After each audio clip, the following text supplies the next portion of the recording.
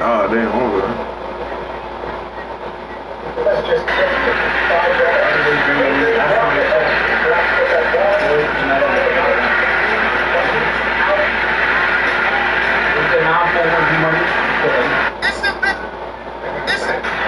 She's gone, y'all.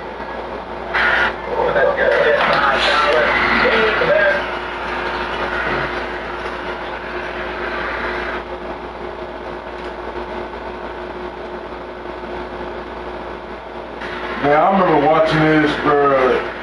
They ball movement looks so poetic. I said they low-key using the same ball movement as the Spurs. Oh my God, swing, one more. Oh, bow! And they still, hey, I swear.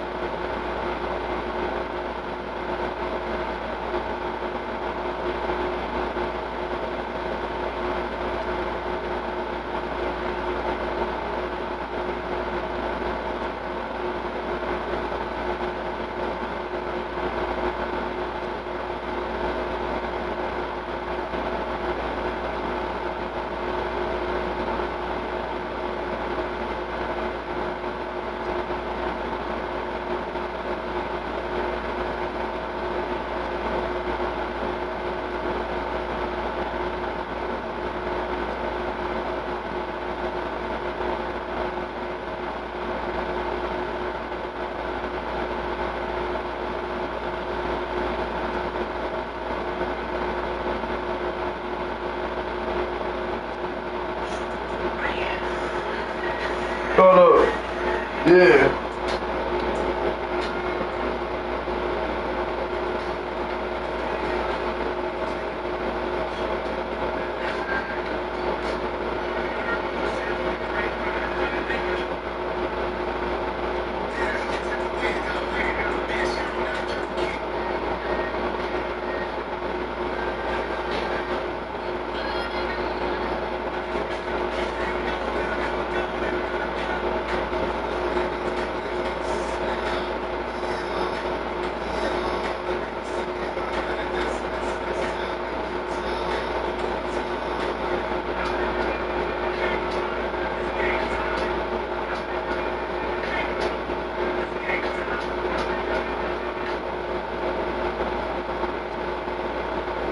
Got a honey clips.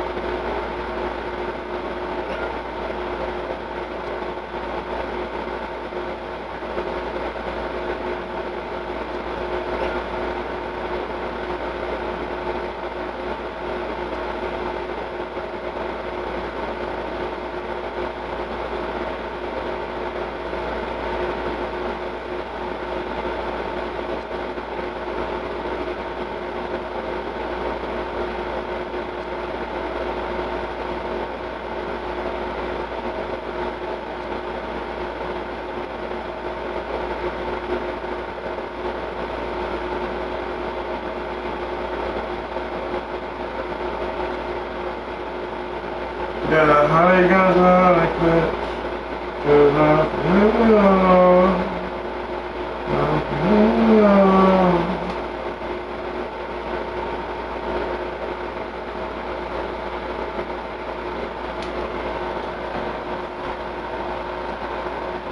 What's good, everybody on Twitch? Everybody on YouTube, I'm coming.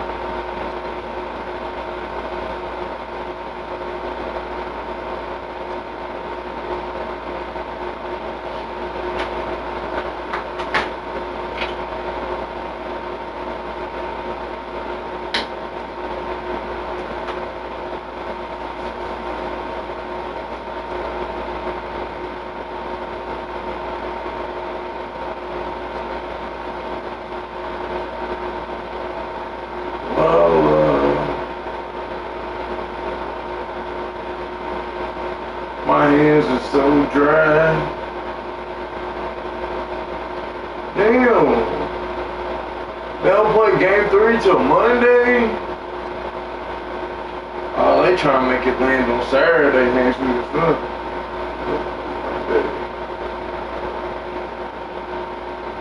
Yeah, they play game 4 Tuesday, game 5 would be Friday.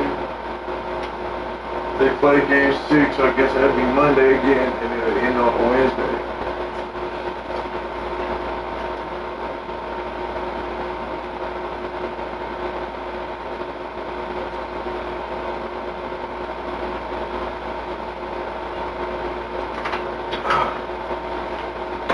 I need another one.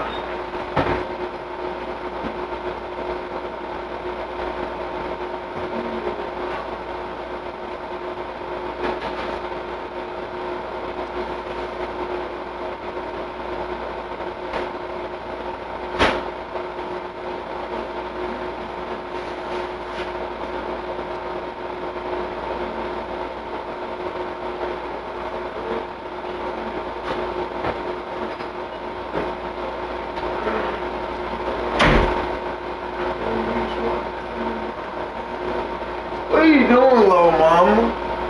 Lala, what are you doing? What are you doing?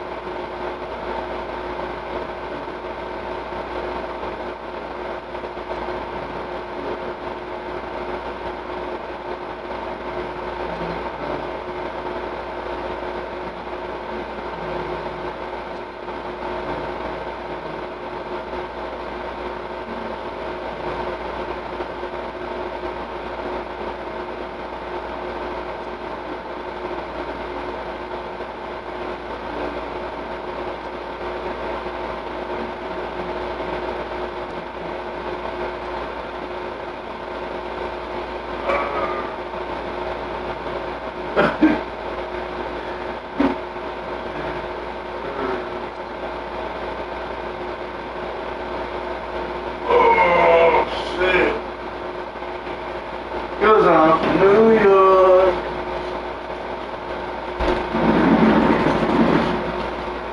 Why they say cause I'm from New York? They said it's something because I'm from New York or something. I don't know why they said because I'm from New York.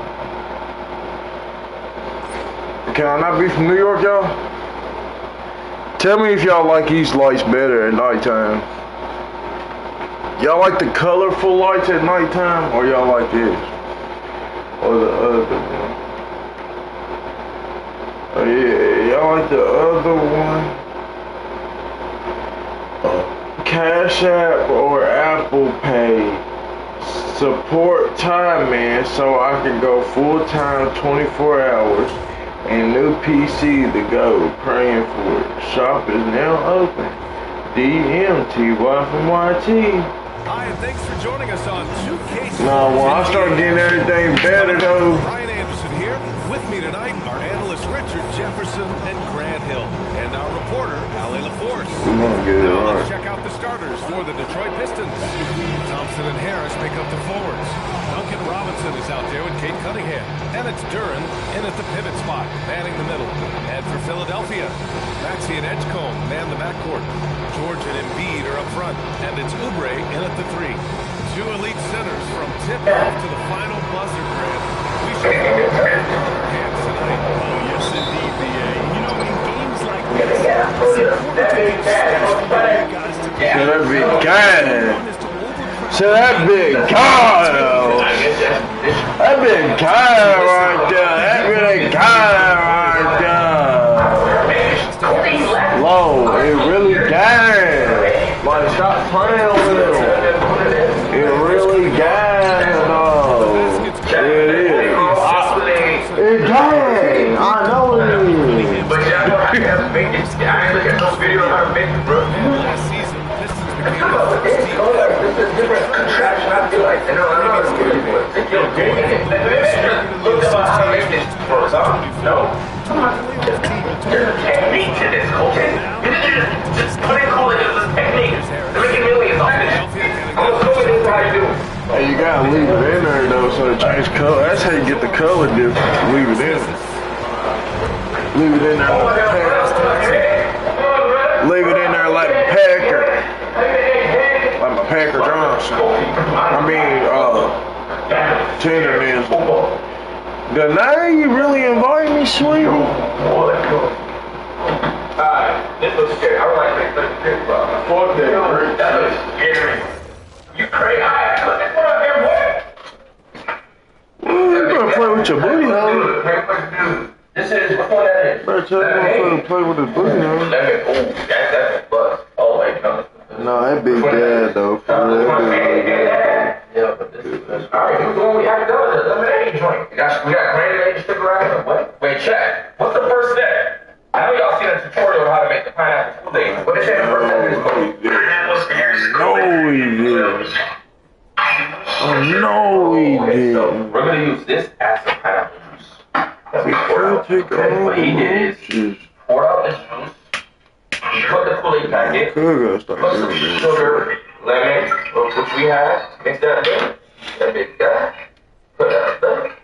I bet. I see it. That big guy. Alright, we do that. Boom. You gonna do this? That big guy. That big guy. A lot of. Need some more of that? I think we probably should put some up in there. It's all good. It's all good. What's that more? Us. He said we need spoons. You got 2 spoons of that sugar. Us.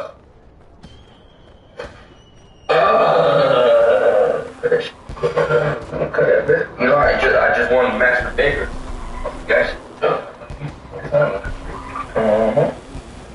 That bit kind of smells good already, though. I ain't gonna lie. Smell gas. Smell gas. Yeah, good. So we need a spoon. I'll leave you straight just like that. I already get 2 things already. Straight like that. That's good. That's some more of this. Yeah, I just do this apple every night too, bro. And let me get it. You doing this with a fork.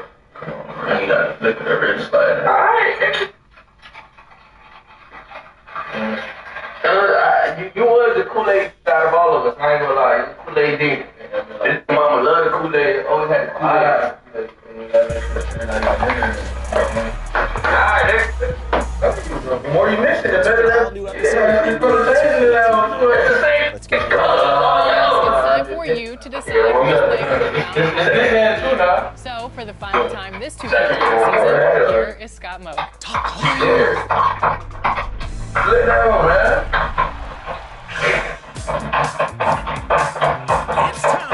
Shit off, for real. You got it. Of the year. Today's winner. You gotta make it like a whirlpool, like it's spinning by itself, you know what I'm saying? Man, we on some late night vibes, you know what I'm saying? We on vibe like vibe, you know what I'm saying? Like, we turn to cyborg and like type shit like New York. Damn, cuz, ain't no way. Cuz invited me as soon as I walked in.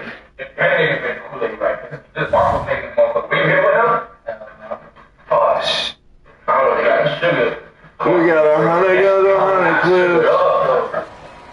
Cause I'm from New York. Hey, you know where I'm from? I'm from New York. I got 100 clips. It's the only time you will see I fuck with New York niggas, bruh. They be pissing me off, bruh. Nah, I ain't gonna lie. Like, I don't care what state it is, everybody not gonna be the same, bruh. That's anywhere. Everybody not gonna be the same. I will.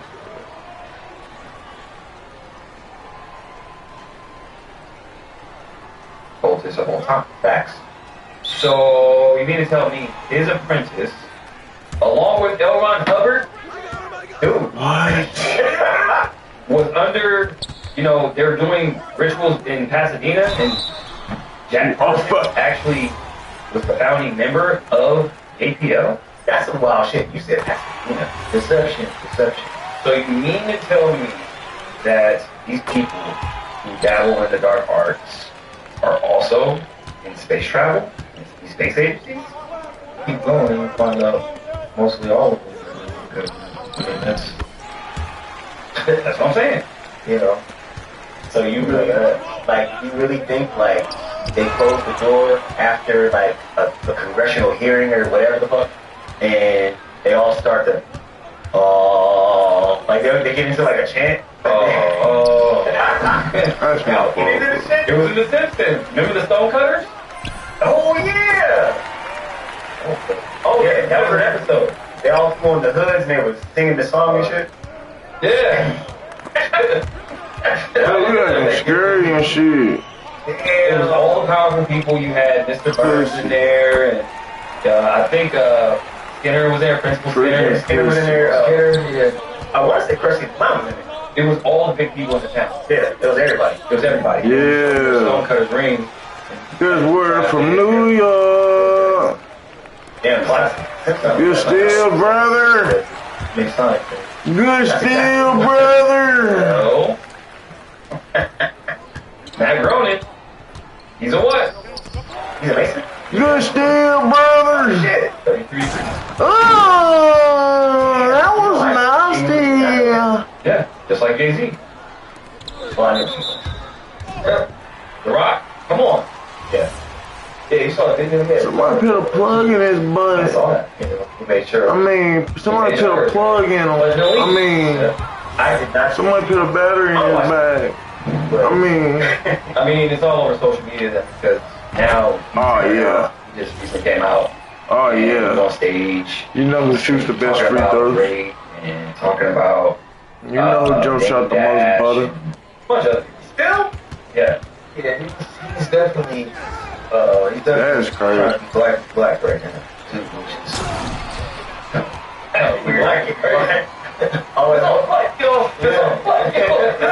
Cause I'm black, y'all. I'm black, y'all. I'm blackity black. I'm black, y'all. Right? Again, were those real dreads? I don't know because I have. You know how hard it is to take them out and put it into an afro. People have to cut them. Especially how Jay-Z dreads was. But to do that, That's the thing. What he talking about though, because they saying Jay-Z hair was it fake? you saying that reborn? And I ain't gonna lie, the way Jay-Z's hair was, he had like real deal freeforms though. Like they was the big wick ones. Like, and you can tell he done had them in for years. And then they were saying that. And for him to just take them out and turn it into a fro, I mean, well. I don't know, bro. He would have to split them down the middle, but I swear it still wouldn't be like a perm though. That's true. For 1 year, Billy. Right. Like for him to do it like that, they would damn near have to be like mine, like single dreads type shit, Because. where he can just comb them out. Go on stage. I don't know. Yeah. I swear if you got wigs, they always say you gotta cut your hair if you ever start If you're a over. billionaire, would you even care what's even going on in that world at that point? No. He's actually in Stay where it That's stays. what that. I'm a billionaire, and I don't give a shit about Man, you get scored on. He said, I know. He said, anytime that he's gonna be addressed, Potter, come on, man. that Come on, man. Wake on up. stage and perform, you're broke. And boom, that's what he said. He said, money must be bad if you're popping out. You're doing that. You're calling out names. He called out Jaguar right. Like, why did he get hurt? Right, Jaguar, Tory. Talk about Tory. Like, why are you talking about him? Right. Yeah, Tory at all. If it wasn't true. Man, for one, well, Tory, he just put out a lawsuit too. Free Tory Lanez, man. Somebody trying to kill him. Can you sue from jail? Yes. Oh shit. Absolutely. Hell yeah. That's what they said. He said I ain't gonna lie, after my little nigga Ja'Cory though, after he sued the police sure.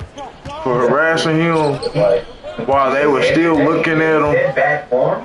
I ain't gonna lie, I said, yeah, that's how you know you can sue anybody in any situation if you got a reason to sue them. But yeah. Give me that, get off me, little boy.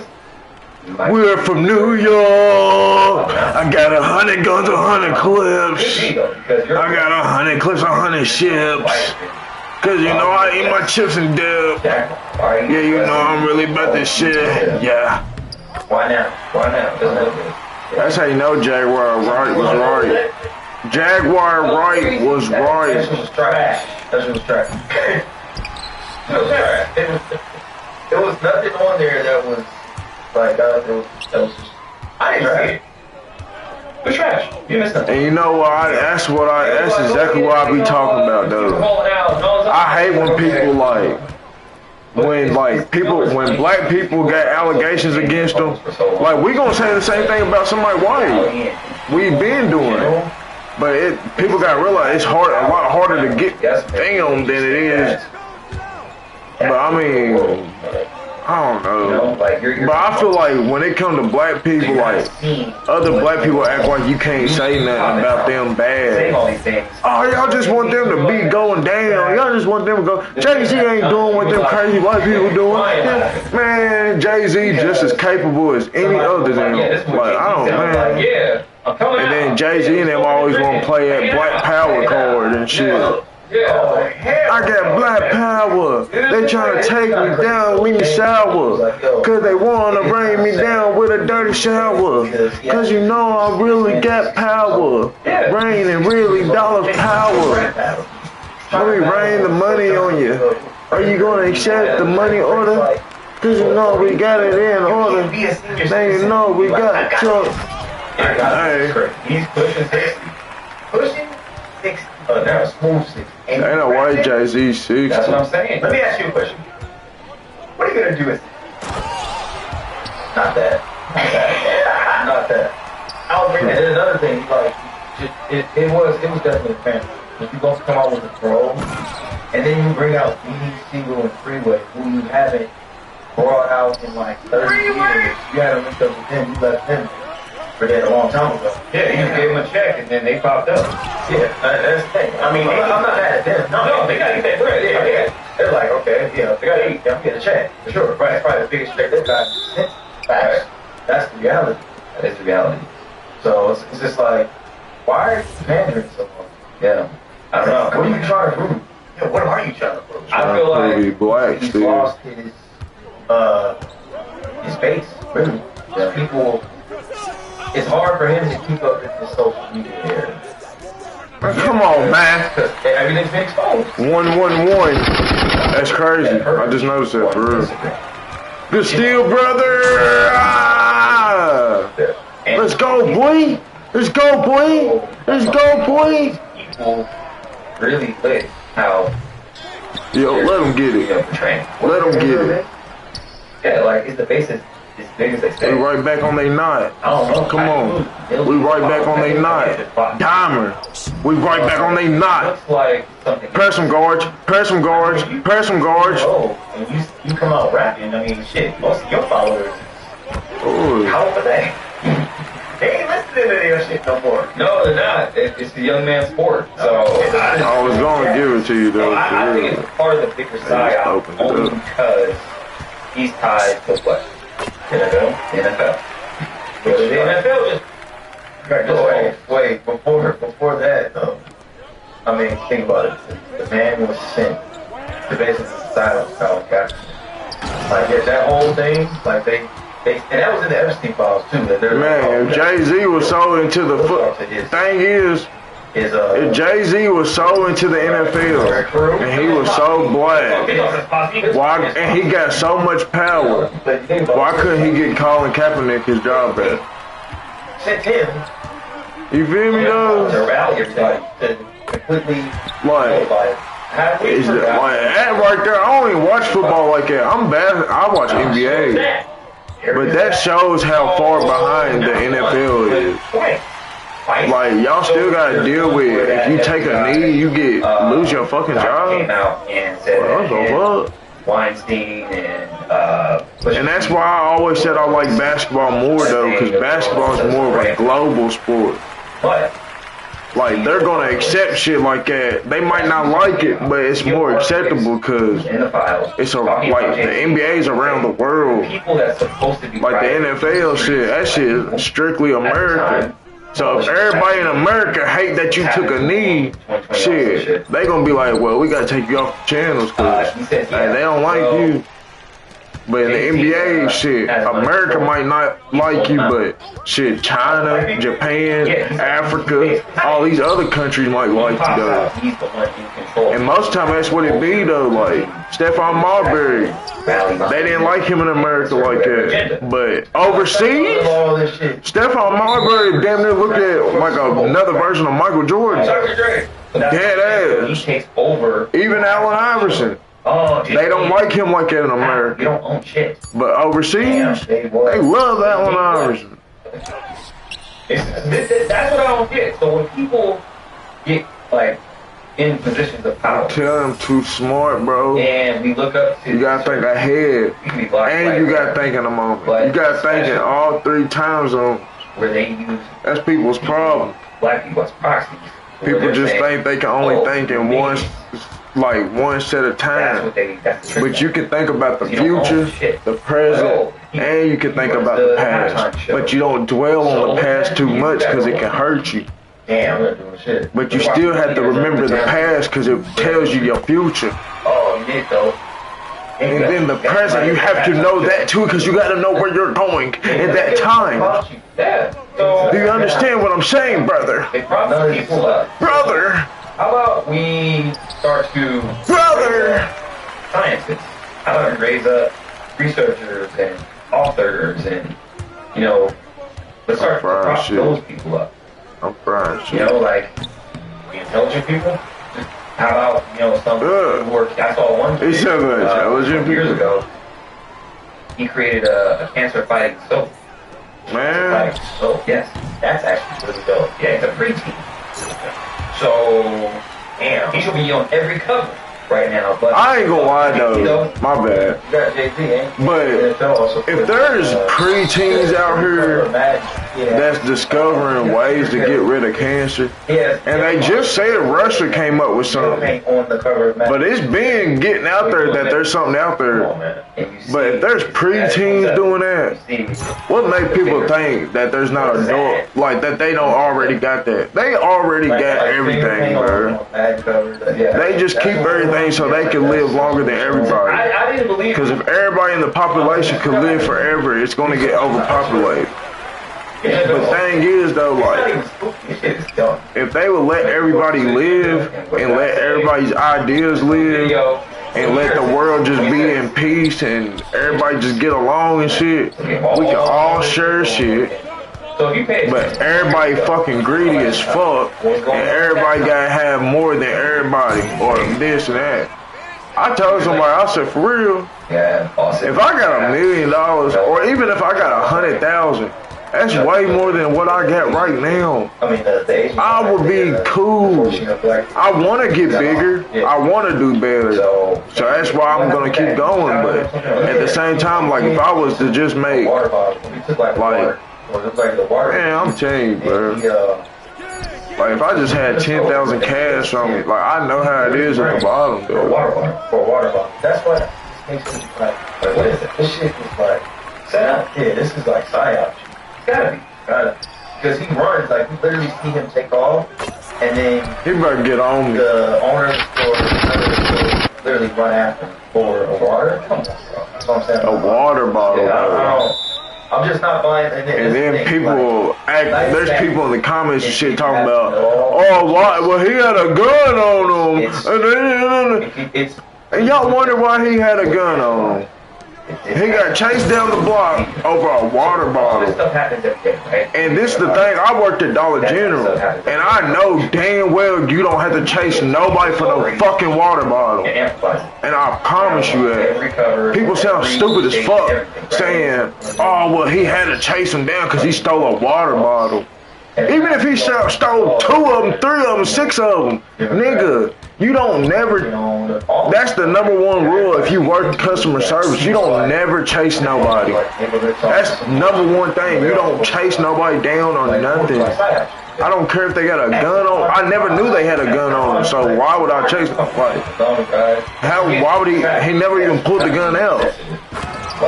And then, like, when in doubt, I remember back, like, bro, that's what I be saying, bro. The world's so fucked up now, bro, and motherfuckers think that shit's justified.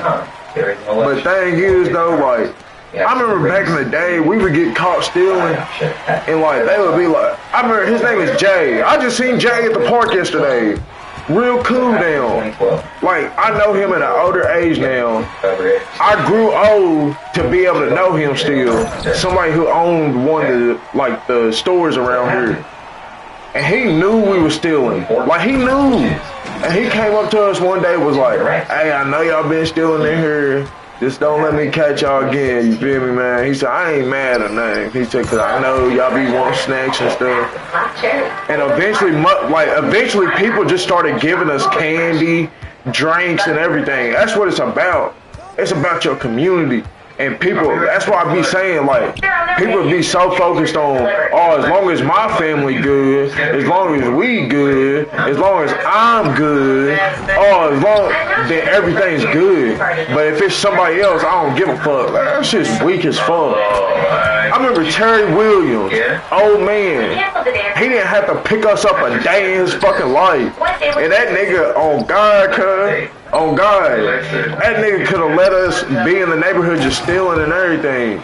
But that nigga used to pick us up every day just to play basketball, just to teach us, and give us free Gatorades and shit. Man, I'm telling you, bro, that shit's weak. So you can tell me every time there's an election or midterms, these. I ain't gonna lie, people can't tell the world fucked up right now, bro. I ain't gonna lie, bro. Damn, that's the, you one of the problems. Like racial, like shit like that, like race. Makes no sense.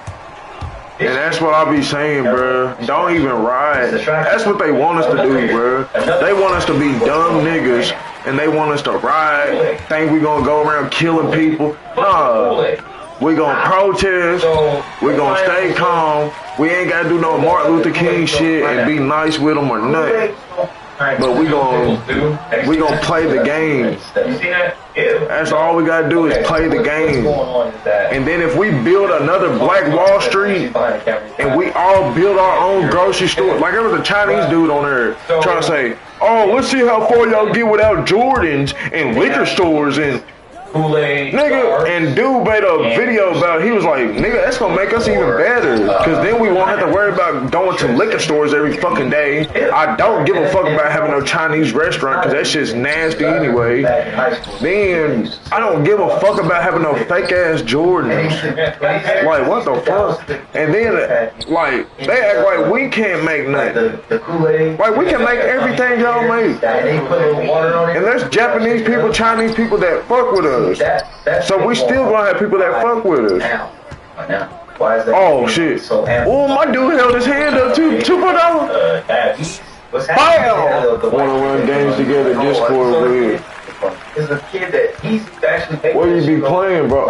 Hey, was that a gift? Hey, I appreciate the follow, bro. Hey, our Twitch is starting to get up here. Everybody, hey, like, share, follow, gift up. I don't know how you gift to subscribe. Like the next, like silly step and fletch and shit. I will be going to Streamer U. I'm manifesting it right now. Throw salt in the ground. I will be going to Streamer U. If you look at my channel, we done grew. We done took chances. And we doing content 24 hours. But other people from the South were like, full time. I just can't get no job right now, so but I am going to school now though. So now I'm gonna fund everything with my school money. That's important. Because it goes all now college is basically gonna fund everything. Oh, so people were like, oh, we can do this for years. I'm like, okay, so why is it popular now? At this point in time, what are y'all trying to get me to not see? Midterms. It's racially charged. Perfect. So you're gonna distract the black people with the Kool-Aid. Yeah, fucking Kool-Aid. Yeah. I mean, they're saying that it's all more like racial bullshit. Yes. Because people are just gonna argue online talking about shit. Yeah. But you got the white people. Oh, that shit gas. That shit gas. Like,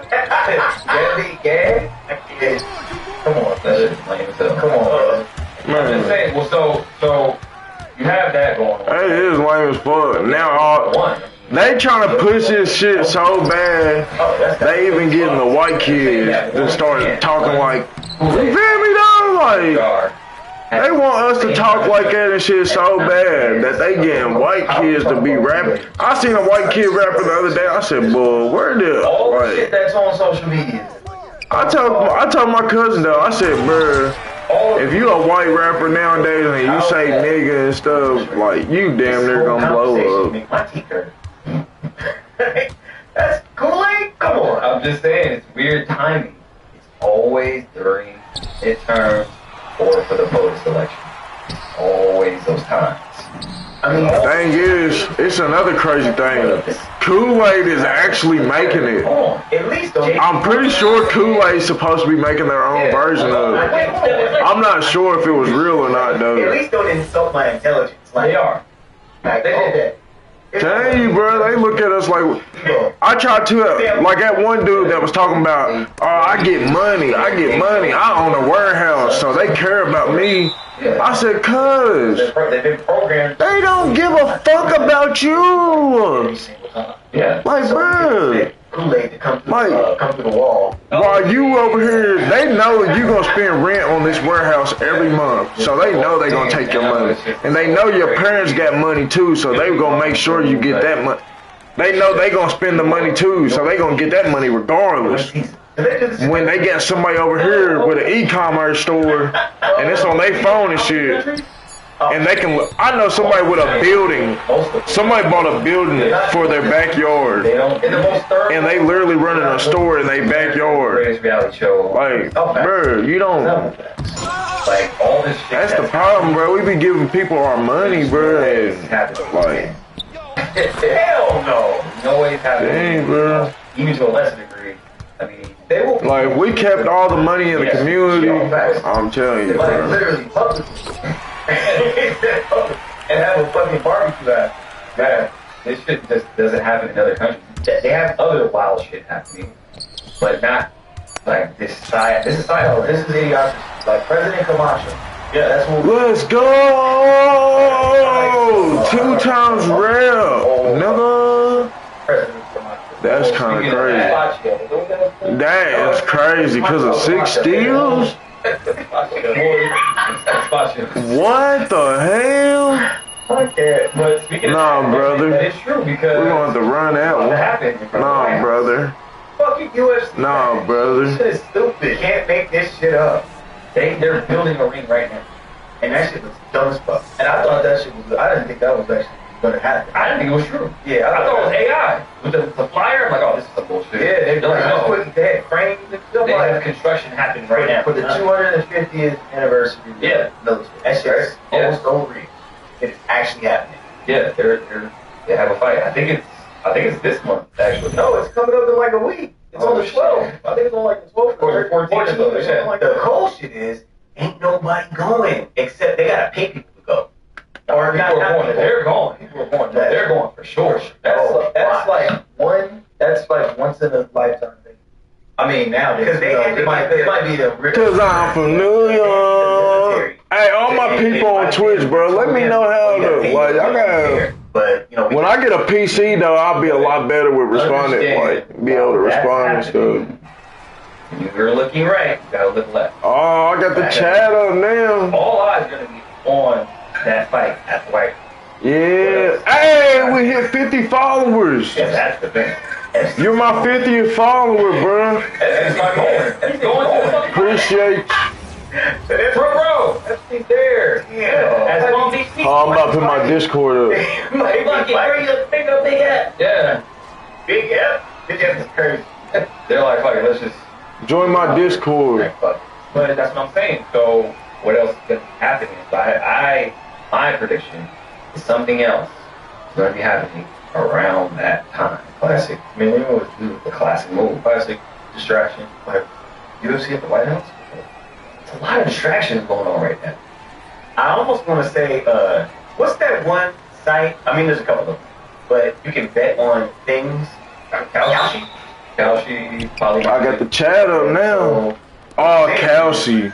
We should probably make a Kalshi or a Poly market and have people bet on shit. Well, you can bet on the weather. You can bet on what color tie that Trump has. That's crazy though. When you bet on Poly Market or Kelsey, it's like a stock market for betting. We need to check. Actually, we want to take that back. Yeah. Like the chances of it keep going up and down type shit, I'm pretty sure. But yeah, I think that's how people are making the money because again, what we're going into is AI, job force. I'm about to. I want that. 80% of the jobs off the rip. Oh, alright, so everybody's out. I just built my entire platform with AI, and it's precise. It does everything. Everybody's out of job. I did not need a coder at all. Yeah, try that. Yeah, try it. I am thinking about making another account just running with straight AI. Yeah, I was gonna, by the time it comes out and that's what I'm about to do with my second account. But again, my second account, I'm about to just make it ran with straight AI. AI did.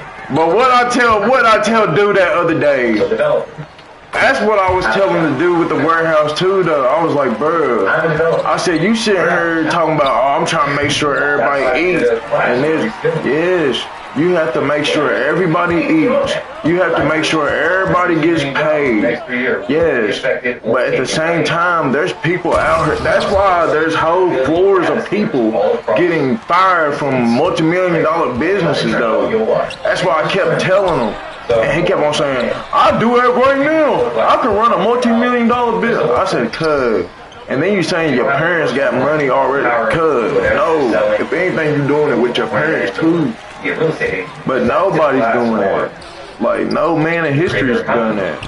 People think that they need to be a creator. But that's why whole floors of people are getting fired. In the creator economy. Because there's literally AI that's doing what one department can do. And that's what I try to tell people back in the day. I said, y'all keep on charging an arm and a leg just for a picture, bro. Or just for a banner or a thumbnail. And now people can edit themselves. Or AI do it for them. All you gotta do is draw it. in the first quarter of 2026. Not slowing down. You can literally, like, just so your background ain't the same as everybody else's with AI, you can literally draw it or, like, explain it to a T. Not going anywhere. But if you draw it, though, it's damn near going to get exactly what you want. Creator economy. Then I tried putting this out. That's why it was so bad. Social I media should is just going kept from social to interest. I'm only interested in whatever I'm interested in. I don't care about anything else because there's too much out there already. Well, 10,000 streaming services, 10,000 apps, 10,000 streamers, 10,000 content creators, 10,000, 10 million streamers. So attention is split. So I can only afford my time and effort and energy to look at this small particular thing. That is it. Damn. What are you interested in? Here, what are you interested in? Okay, wellness and what else? What's good, everybody, man? Okay, wellness conspiracy. We live on Twitch and YouTube right now. That's all. Everybody, subscribe. That's it. Hey, hey, some people don't unsubscribe too. You can't see. You can't see. Y'all gonna miss out, man. And that's why when YouTube and all the stuff I got planned this next month though. Let's hear more of this. I'm gonna start being outside a lot more. We're trying to be. Interested in speaking English. Everybody's not going to be able to talk to each other. I mean, you have AI now that can translate. Damn. So everybody, like, literally, I don't fucking need anything. Like, I'm talking about a robot, my robot will work. What do you think is going to happen when they roll out Optimus and all these other robots that's going to be in every home? And that one robot, you can already get that one robot for $200 down. That's what I try to tell that dude. I said, bro, like, just imagine I'm a person, a regular person. I can literally save up enough bread and buy me a couple robots, and they can literally take care of, like, the simple tasks. And then the more advanced they get, people might start buying about 5 of them motherfuckers, and they might really be fast. Like, bro, I'm telling you, nowadays, I feel like the thing about the future, though, like, they're trying to get it to where people can own their own businesses. Like, that's why I keep saying, like, everybody can do that now. Everybody might not have the same talent level or skill level, but everybody's going to be having their own, like, some type of own business or something. Unless you do a trade or something. They care about the middle class at all? No, they want to enslave them. Because all they're going to do, all he's going to do. Bro, I've been telling people that. Like, there is no more middle class. Yeah. Niggas keep on saying, I'm in the middle class. Bro, there's no more middle class. They been got rid of the middle class. Like, I don't know why everybody think there's a middle class, dude. Basically, like, that's why I say, if you don't got over $1 million, and for real, $1 million really ain't, that's damn near the middle class now. Because even $1 million is not looked at as just wealthy. But if you're not up there in the, at least 100 millions and shit, or 50 millions, man, you ain't talking about nothing. I ain't gonna lie, they gonna stop acting like that's not green, too. Like the central banking system is done. Yeah, why do you think that people are allowed to talk about, certain families? Because it's crumbling. And it's not really an issue. And it's like everybody's talking. Everybody's talking about the Illuminati. Everybody's talking about Rothschilds and Rockefellers and the Carnegies and all these old families that ran the system for a long time. All of a sudden we can talk about it freely and it's okay. And you dismantle it, it change your hand. Change your hand. Come on, brother.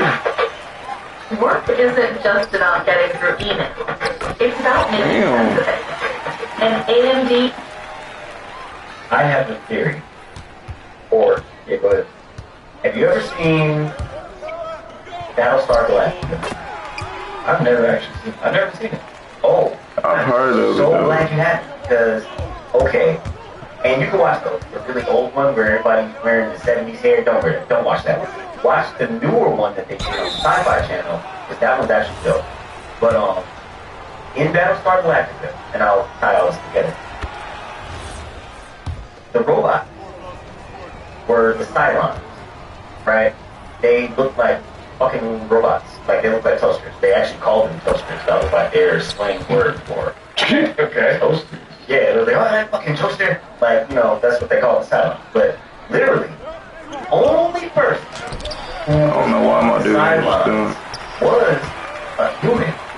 And he's the one that ran everybody out. Turned Cylon. Basically powered them up. Come on, man. Then fuck the human race. Just wait. The guy was named, his name was Balthazar. Like some crazy shit, yeah. Like, but my point is, there's one guy that was like, all right, I'm on the robot side, and fuck the entire human race up, right? Eventually, that actually does, we lose. Sure. Go ahead. But I was just gonna say that. yes, they're all trying to be Balthazar. Is my point. So okay, so you're talking about these elites siding with AI, saying, "Hey, keep us good." Yes, Slay the other. Okay, that's exactly what I'm saying. But so why did Peter my God. to Argentina? Oh, Nazi neighbor or former? right, former allegedly, his former, not even alleged. That was just didn't they come out? That was the Nazi. Yeah, that whole family there, and there's the whole. Yeah, all of South America, specifically genes, Nazi genes, to where Double they're team. saying that Hitler went down to South America. He didn't die. I'm here. And he went down there and had a family and all kinds of shit. Yeah, you got it pregnant. So, Good pass. So, I believe it was called. Running back. Slow down. I believe they were fighting Nazis. Why are y'all in the same spot? Oh, the AI literally ran up to the same spot and got behind that nigga like he's about to shake that ass on. he classified documents down. Like, for real, though. That nigga, the AI literally came all the way up to the top and stood behind that nigga like he was about to shake that ass. Down there. Who's his family down here?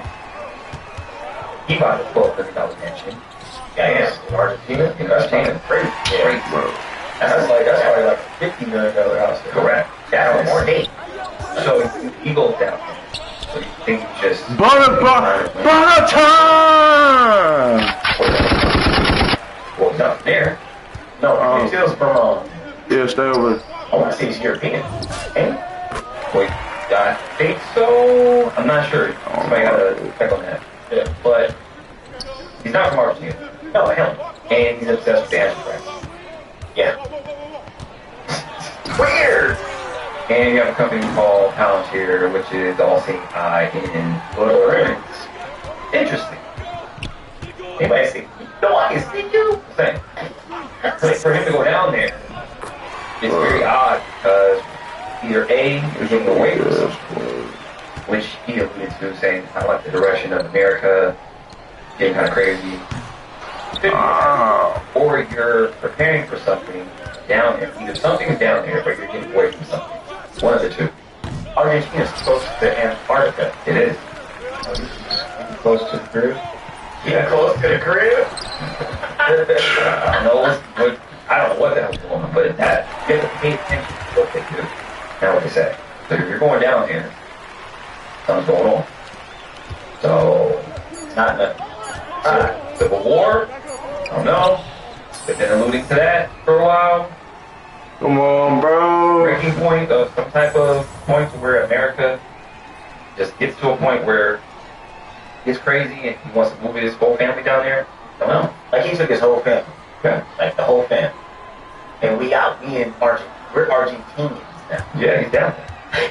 It's crazy. And again, you spend the money, so you're not just fucking around.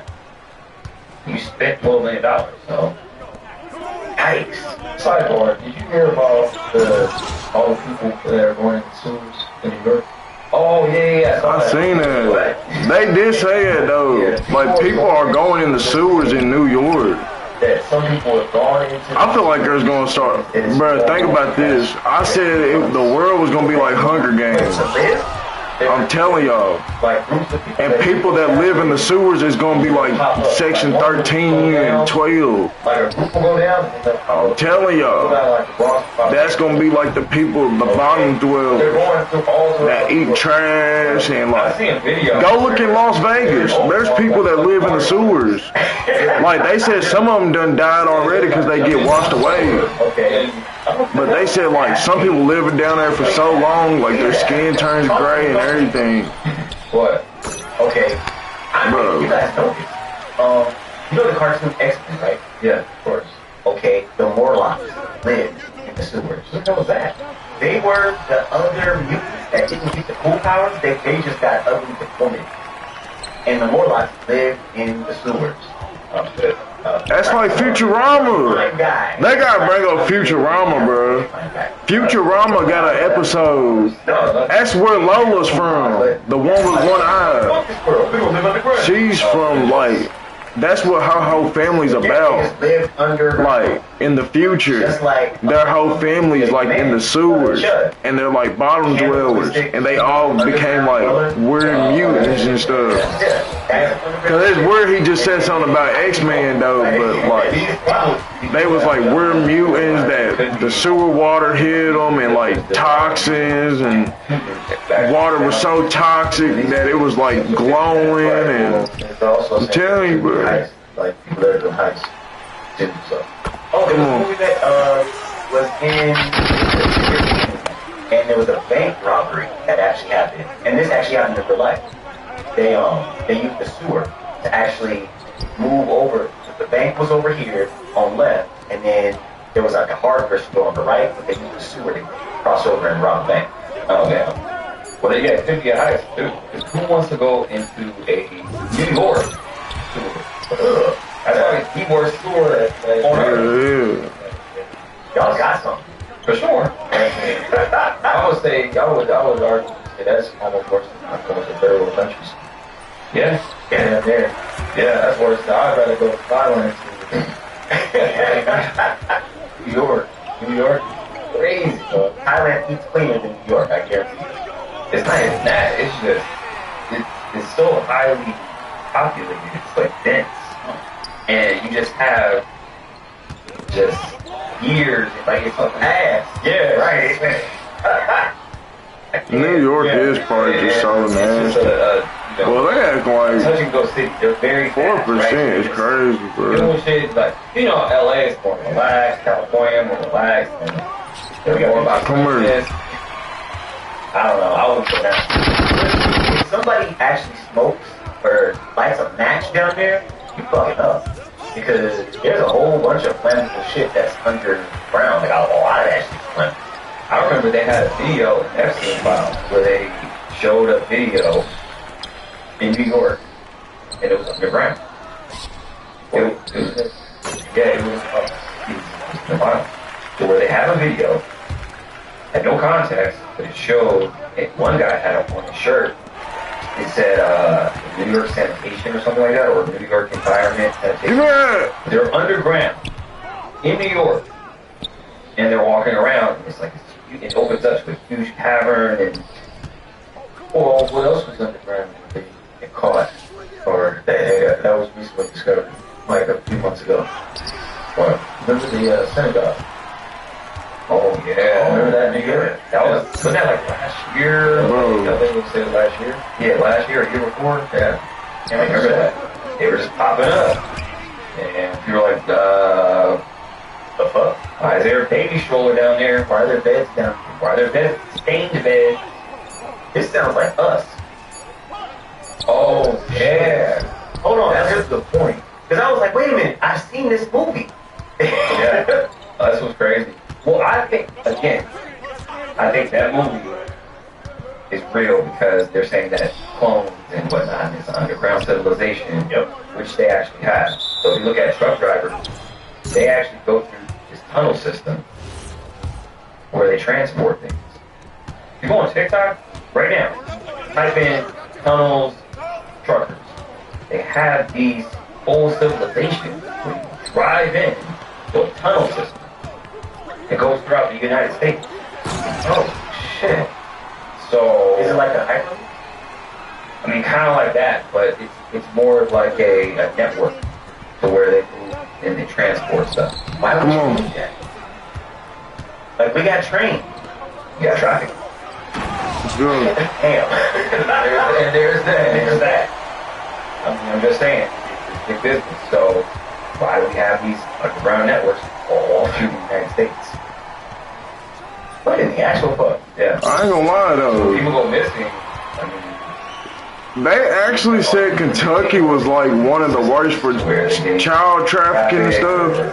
And you know what's crazy? That they say underground shit. And I swear I'm having deja vu like a motherfucker. Like I swear, it feel like I done went through this before. Like this same exact moment. And I swear the lights was purple and everything. But home of some of the most beautiful gravel roads in the world. If you've ever wanted to get out on a gravel adventure but don't know where to begin, ain't no way it's like it just disappeared from my mind like that. Know the area? Tennessee.com has you covered. With dozens of curated gravel routes all over the state, your next ride is just a few clicks away. MikeTennessee.com. Adventure awaits.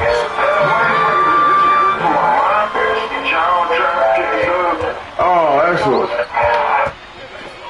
But it's Kentucky's the worst for it. They said, well, done had the most cases.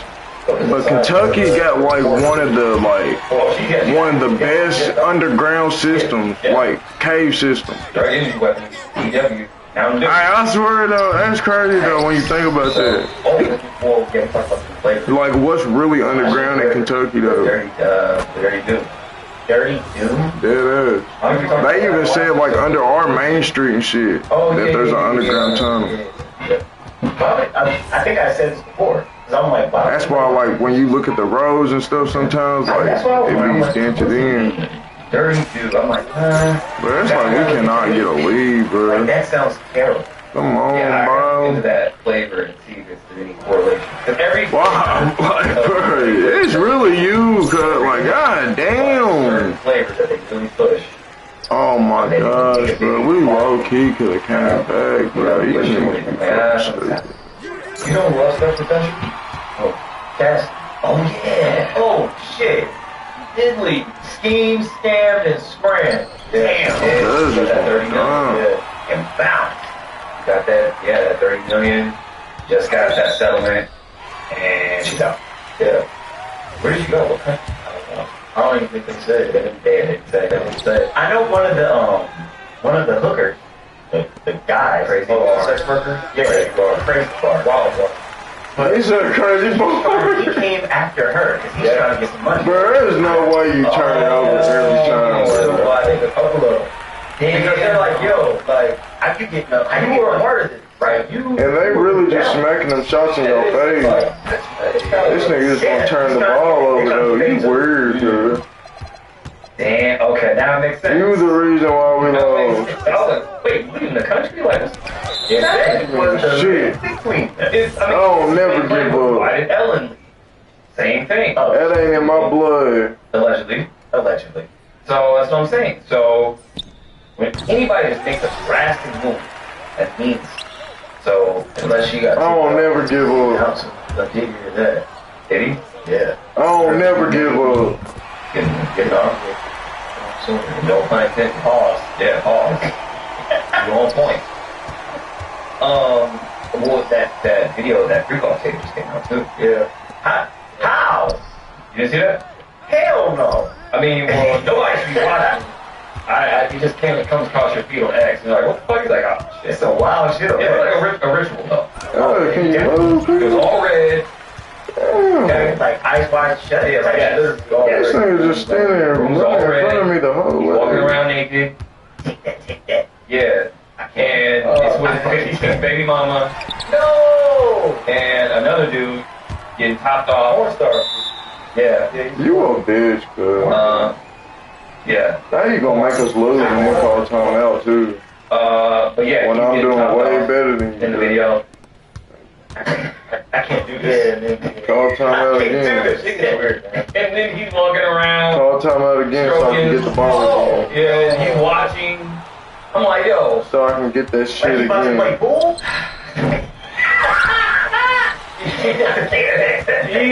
he's watching them, and I'm like, oh, Call it again. Like, my boy 3000. They gonna give it to me again. I don't need you to say there's like 18,000 seats in the back you can have. Call it again. There's a whole Call it again. back, but what? With steel doors. Twitch TV. That's not an ideal. Like, it's for him. Is it a three-way? We went from damn near to the one.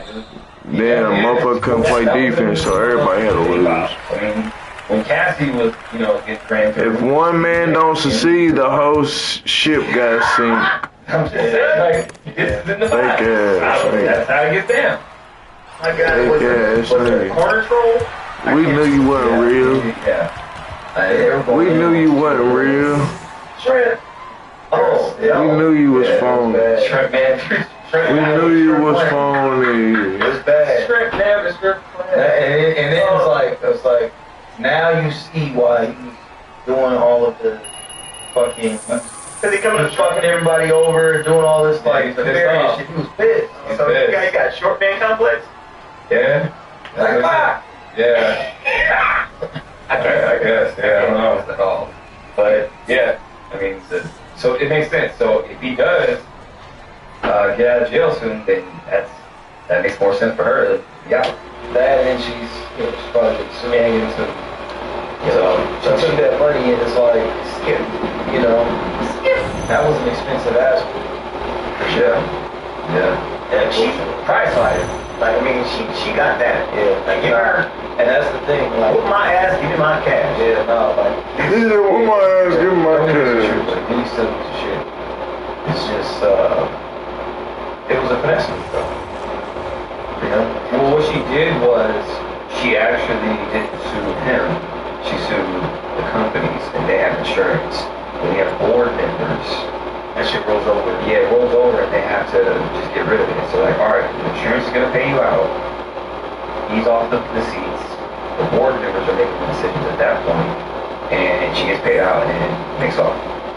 She probably got paid like within 24 hours. Well, they wanted to get rid of it. They were like, right, just get rid of it. Just get him out of here. Get him out of here. Get her out of here. Insurance, hey, check your account Monday. Damn. It's in there. It's done. Just be done with it. Right, get the fuck out of here. Because it's not even on him at that point. That was a strategic move to not just because like we're gonna be in a huge legal battle for the longest. We're just trying to go after him, his direct assets. But you're talking about a company, and board members, insurance, all sort of stuff, shareholders. Some of the moves, yes. I think two things could be true. I think she definitely schemes scamming and scrambling, but he's talking. He's good as karma. Yeah, with all of the various bullshit, people he screwed over, people that have died, literally died, like going broke and doing all this, like fucking people over, taking their publishing, doing dirty deals, like it's still my karma. The universe had to balance itself out. At the end of the day, like it just it just did. And she, like I said, she made off like a bandit. Where's is she still with her husband? The trainer? Yeah. She's still with the guy? Yeah. Oh, she is? Yeah. She's probably smacking him up now. Now she's dead. Yeah. Facts. I got Diddy money now. Yeah. I'm Diddy. Don't Cassie dirty money. Yeah. Cassie dirty money. Yeah. I think the next. Well, this was that psychic said. Sloan Bella. She said that the next person to go down was JT, and he's starting to pop out now. Yeah. Damn, I'm gonna need some of these psychics to actually be wrong. Like everybody's just putting up numbers right now. We got Elizabeth. They're like Jordan 40, 10 seconds ago. Facts. Elizabeth April is on point. Lottie. We're having her back on the show soon, so I'll definitely ask her about some stuff too. Yeah. Definitely want to dive into Britney Spears. Yeah, the horror readings and all that stuff. Yeah. So, I don't get it. Yeah. It'll get interesting, so that'll do it. Make sure you guys click the links below. We have shirts, we have school.com/breakthematrix, we have my survival guide part 1 and 2. I'll leave a link to Tribe too, so people can try it. Definitely, you guys definitely get to try that because yeah, that's gonna be pretty good. Yeah, and the Tribe app essentially is just a truth-seeking platform for health and wellness. Creating custom clothing with Tap Stitch is simple. Start by choosing a garment, then click Design Now. On the left, the year is 2011. Lil Wayne just came home from an 8-month bid at Rikers Island. Headed to the back of the ponytail. I'm home from jail. These niggas I've gone to hell. I've been gone too long. True up folks, right or wrong. Hello, easy, welcome home. And Drake was on the cusp of releasing his magnum opus, Take Care.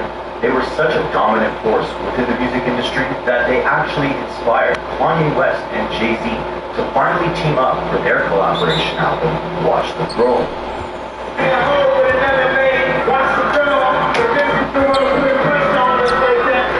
I ain't gonna lie.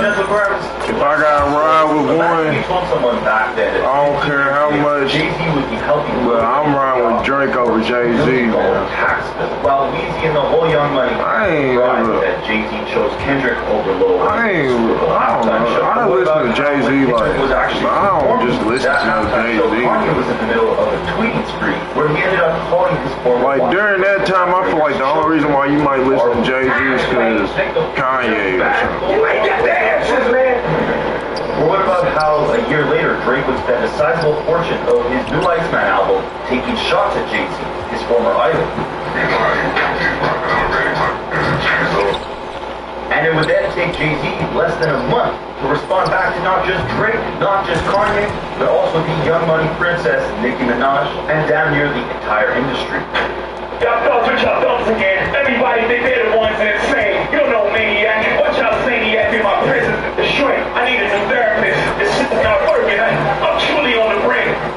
Imagine telling someone in 2011 that by 2026, Nicki Minaj would become Rock Nation's biggest op of all time. All the recent circumstances that have unfolded.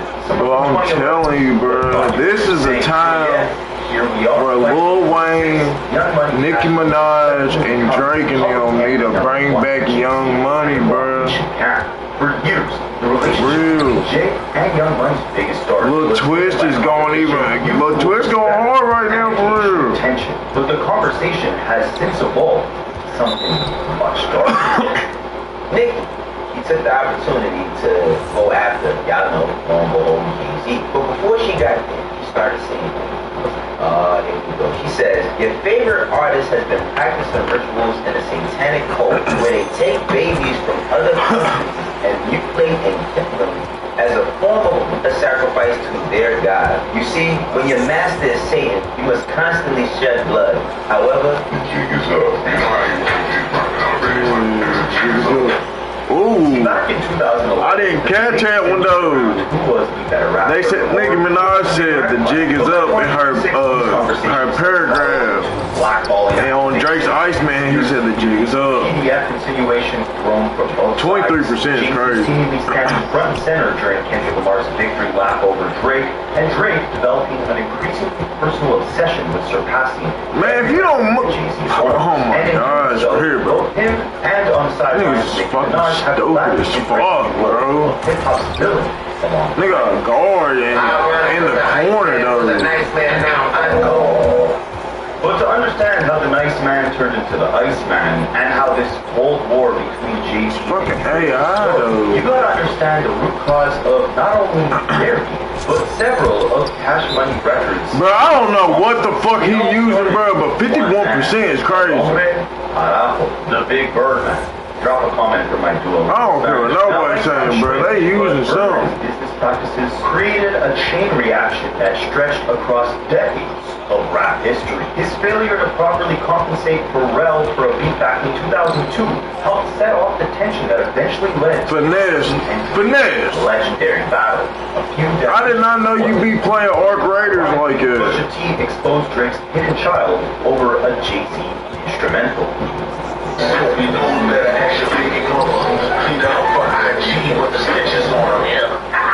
But Birdman wasn't just connected to that story. He's also the founder of Cash Money Records, the same label that Jay-Z now bossed Drake. for being tied to in quote-unquote perpetuity.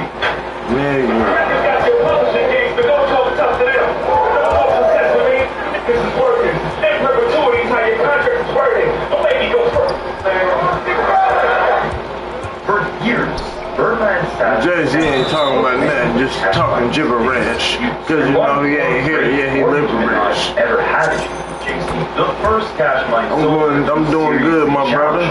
Was Birdman's unofficial son, Lil Wayne. Now, I'm not going to spend too much time on Lil Wayne and Jay-Z's long-running rivalry because I actually made an entire video on that topic a couple years ago. So if you want the full story, I'll leave a link to that video I'm the best rapper alive. on this video. But to understand Jay-Z and Drake's relationship, we do need to revisit the final chapter of Wayne's battle with Jay.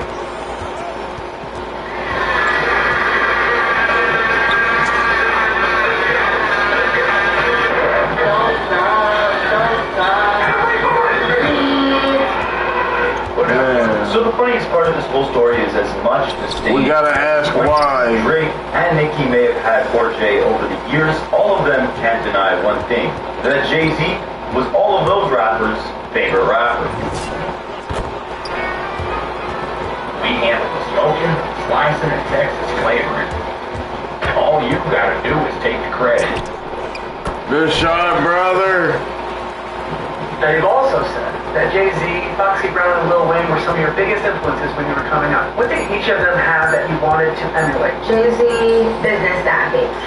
Now, way back in the day, young Lil Wayne loved Jay-Z so much that when his first contract with Cash Money Records expired, he was actually publicly saying that he was now part of Jay-Z's label, Rockefeller Records. Lil Wayne also made a surprise announcement stating the fact he had just signed with Def Jam. Man, imagine if Lil Wayne would have went with Def Jam. Now, as we know, this never came to fruition, and according to Jay-Z, it's actually because right before Lil Wayne was about to become a rock boy, Jay had told Birdman that he was about to take Lil Wayne from him. Shortly after, according to Jay, Rockefeller's offices would receive a torturous interference letter from Cash Money in an attempt to stop Lil Wayne from switching labels. I had a meeting with Wayne. I thought it was only right to call him. I called him out of respect, like, yo, I was talking to Wayne, just let you know, boom, boom, boom. After that, I think we received a letter at our office for like torturous interference, and it just all went from there. But, you know, I would rather lose that situation and do the right thing than the opposite. You know, cause I think I could have signed him and then told him after, but, you know, I did the right thing, and I'm cool with that. Now, why I bring this up, even though I told you guys I wouldn't go too into the woods about the whole Lil Wayne and Jay-Z issue, is because years later in 2015, when Lil Wayne would end up suing Cash Money Records, there was actually something very interesting. I'm like a yo coach. You can see here that it says that around 2005 was when Lil Wayne and Cash Money had faced several disputes. This is again around the same time that Lil Wayne was saying he was now signed to Jay-Z's label. And that would have I'm like a yo coach. I'm like a yo coach. But also his Young Money record label to another imprint. And in this case, he was eyeing Jay-Z's label. But instead, Cash Money ended up settling with Lil Wayne, extended his deal, and changed the Young Money terms, which basically kept Lil Wayne in-house at Cash Money and laid the groundwork for Young Money Records becoming a real force. I got a new label, Young Money Entertainment. It was Brian Baker Williams, which is my father, and Slim, my other father. That was their idea. They called me to a room one day in Miami and was like, cause I had an idea to do clothing. So they was like, nah, hold up clothing, we're gonna do some music stuff, man, get you some rappers. So all that talk about Lil Wayne becoming a rock boy, that meant that any Young Money artist who was signed under Wayne would also have been signed under Jay. But in the end, Wayne decided not to but also build the careers of his Young Money artists at Cash Money. And what that meant was Cash Money Records and its founder Birdman would actually collect 51% of the profits of Young Money music. So when you see all these rappers, Dizzy Drake talking about you're signed to one guy, you're signed to another guy, you're signed to three guys, what they're basically saying is you're signed to Lil Wayne under Young Money. Young Money is an imprint under Birdman and Cash Money, so you're signed to one guy, who's signed to another guy, who's signed to 3 guys. Because so your money basically, that's part of why Drake lives. Which is a record label under. Because if you sign like that, where basically, Birdman was probably looking at it like, if Lil Wayne signed Drake and Lil Wayne's company's owned by Birdman, but Birdman's company is owned by Jay-Z, your money's basically big, and then it's getting cut down by Lil Wayne, then it's getting cut down by Birdman, then it's getting cut down by Jay-Z, then whatever's left, you get that. Might fuck around be negative. He was the best rapper alive. It's caused a little bit of a. That's how companies fuck you over, bro. Check out my full video for the. I remember watching that New Edition story though, and he was like, "What is this? Who's MCM Rex or whatever?" Homage to Jay, or did you always feel like he was the best rapper even before I was out of my head? I was all my friends, anyone, A.B., Snow, anybody could say it. They Wayne, Jay. That's all they, we studied when we hear that shit. Eventually, Jay would actually embrace Wayne as the next up. In his 2009 Blueprint 3 album, Jay acknowledged that Wayne was at the pinnacle of his career, and if he kept it up, Jay would pass the torch to him.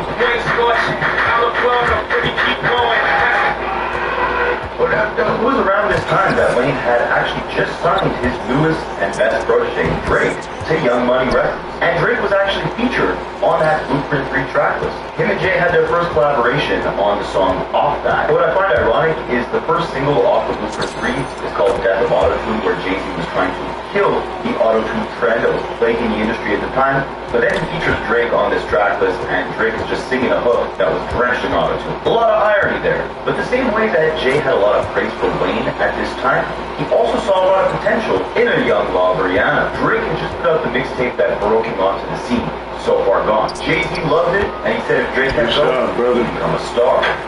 I know that you're a fan, and you work with him, and he speaks really highly of you, so he is already at that point where he can blow up into craziness. So I did not even do it. Told you at that point. He just needs to focus. I mean, he's proved that he's very talented. Come on, bro. It's phenomenal. Like, some of y'all niggas go dead, bro. It's time to go to bed.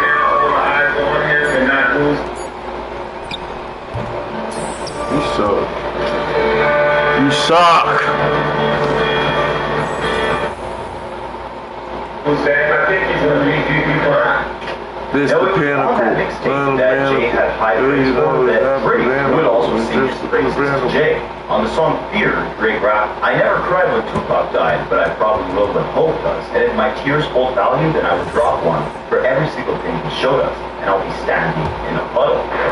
What's funny is years later, in his Iceman live stream, there would be a scene where Drake actually stands in a cemetery overlooking a tombstone, and he would shed one single tear. Remember back in 2009, he was talking about he would shed one tear for everything that Jay-Z taught him. Now in 2026, he's basically implying that Jay-Z maybe taught him one thing, if even that. But Drake wasn't always so bold. On that same So Far Gone mixtape, on the song Say What's Real, Drake had reflected on his adjustments to fame, rapidly transitioning from just fitting in to now standing out.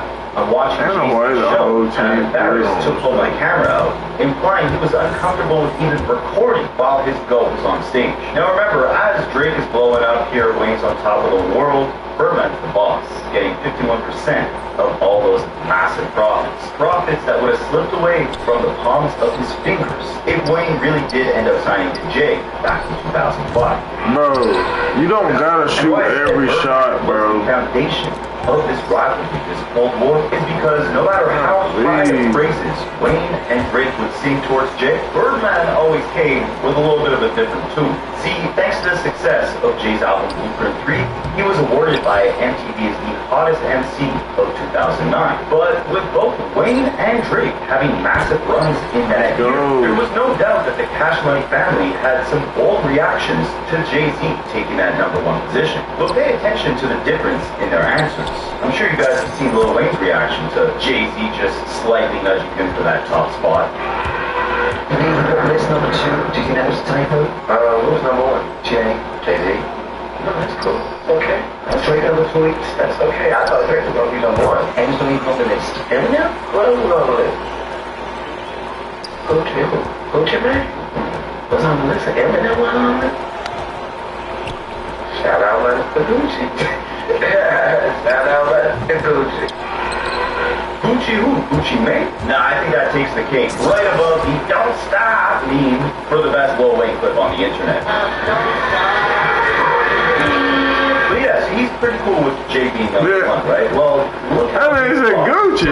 reacted to Jay. Hey, Gucci, man. I don't think he's number one MC. Ryan the best, he do the most, and he make the most money. How can you say you're the best if you don't make the most money and you don't do the most? Lyrically, come on, man, be for real, man. Can't nobody for Wayne us.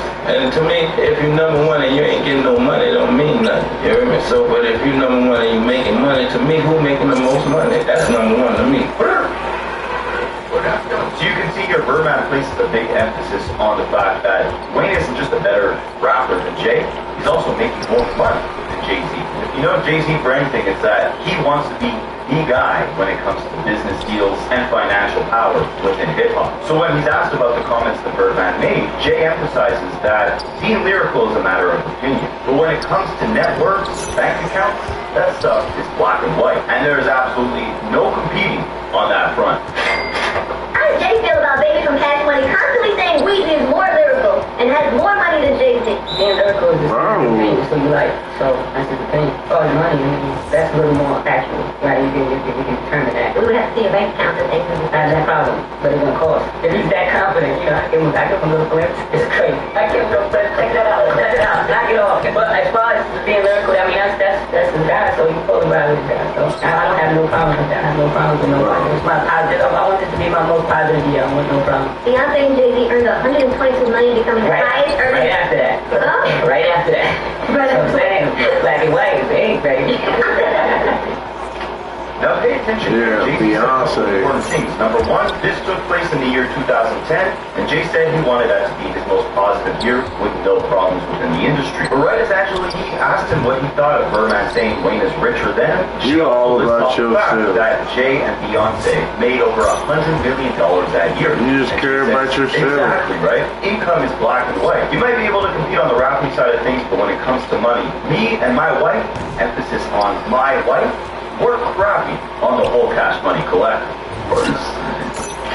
Yeah, just remember that in the back of your mind. But simultaneously, again, this was a year of positivity for Jay. He was embracing the next generation. When he was asked in a Rolling Stones interview in the summer of 2010 what inspired him to create the Blueprint 3, he actually listed Lil Wayne as one of the major inspirations.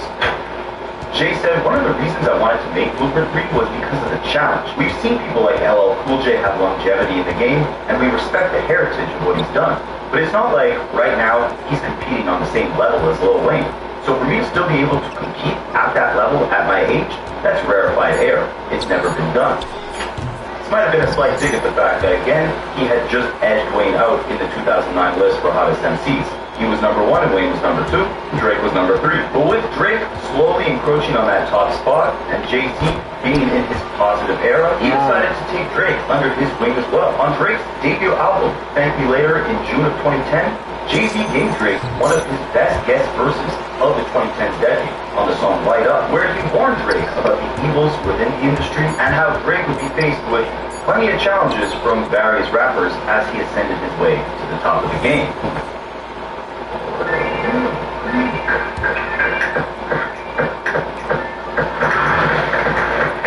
That wouldn't be out of bounds any other time. Not today. No time? This is Kai, and this is Kai-Yo. Kai serves waves the size of your house. Kai builds machines to give you the feeling of surfing anywhere outside your house. Just 15 minutes might just change your day. It's simple. Less time on the screen, more time outside. Even if you don't surf, because we all need dopamine. Surfing to the store is pretty tough. It's never been easier to get outside. Now there's a lot of game that Jay spits in this verse, mainly about how disgruntled people who came before you will say that they invented your whole style, you ran off with it, and that the people who come after you might try to distract you with silly rap beats. Jay-Z caps the verse off, emphasizing that all of his bad blood turns him cold-hearted, and he's not quote-unquote as cool with people as he once was. And he basically tells Drake to do the same thing. It's not just that people outside of Drake's circle will try and knock him off his pivot with silly rap views, but it's actually that people Drake considers friends, people he collaborates with, has meetings with, that might end up backstabbing him. They'll do it in disguise, in the form of a favor. And this would foreshadow everything. Jay-Z here was basically predicting the fate of a lot of relationships Drake had with former collaborators. Think of all the times Rick Ross and him sat down to do music together, all for Rick Ross to jump on that whole 20v1 in 2024. I'm not saying Ross didn't have reason to, but what Jay is saying is the biggest snakes might be the people closest to you. And the irony is that on this very same album, Drake would almost kind of flip all that advice that Jay gave him by throwing it right back in Jay's face. On the outro track of that very same album, where Jay is telling Drake that it may be people within his circle, people he's built connections and relationships with, that will turn around and snake him for their own personal benefit, Drake here is now talking about making friends with the rappers he once idolized, only to realize that he's going to have to compete with them and potentially even throw shots at them, get them to engage in these quote-unquote silly rap feuds to elevate his own status in the game. Bro, and while just care about yourself, bro. With Mike, obviously a reference to Michael Jordan, this is a pretty clear shot at Jay-Z. Because if you guys watch my full breakdown on Jay and Lil Wayne's back and forth, you'd see that Jay is constantly comparing himself to Michael Jordan. And at the time, Wayne was comparing himself to Kobe, but here Drake is saying that he's going to have to AI Michael Jordan for his survival. AI, aka Allen Iverson, grew up admiring Michael Jordan, but when it came time to play against him, he had to score on him. And from this point on, it was clear that this was the route Drake wanted to take. And his confidence that he'd overtake all the people he looked up to coming into the game would only become more apparent as the years progressed. But in the meantime, in 2010, there was still a sense of humility within Drake, and he even admitted that Jay-Z had watched him on that light-up collaboration that they did. Jordan put you and Jay-Z on the album, right? I know you and Jay-Z, but it still has to be a little competitive, but I know you're trying to beat him up, you're trying to beat you up. Yeah. On Light Up, I lost my footing a bit. Jay came and killed me on that. That's what I think. Jay killed me on that. The conversations me and Jay have, he's so intrigued by where my life is at because it's almost like he's seeing it happen again for somebody else. So he was like, I'm just going to tell you all I've learned, you know, and it was like a beautiful moment. I've really never heard Jay get that personal and long. Alright, so here's where things get really interesting, you guys. Ever since Drake signed to Young Money, Cash Money, obviously him and Lil Wayne collaborated a lot. And as we approach the end of 2010, Lil Wayne is about to be released from Rikers Island. Birdman sits down for an interview with Vibe, where he's asked about the ongoing rumors that when Wayne gets out of jail, him and Drake are going to head in the booth and do a collab album. Birdman said it's very possible that we get a Drake and Wayne collab tape. Because Wayne works a lot and Drake is out there with us too. They're going to do a lot of recording together when Wayne gets out, so I don't see why not.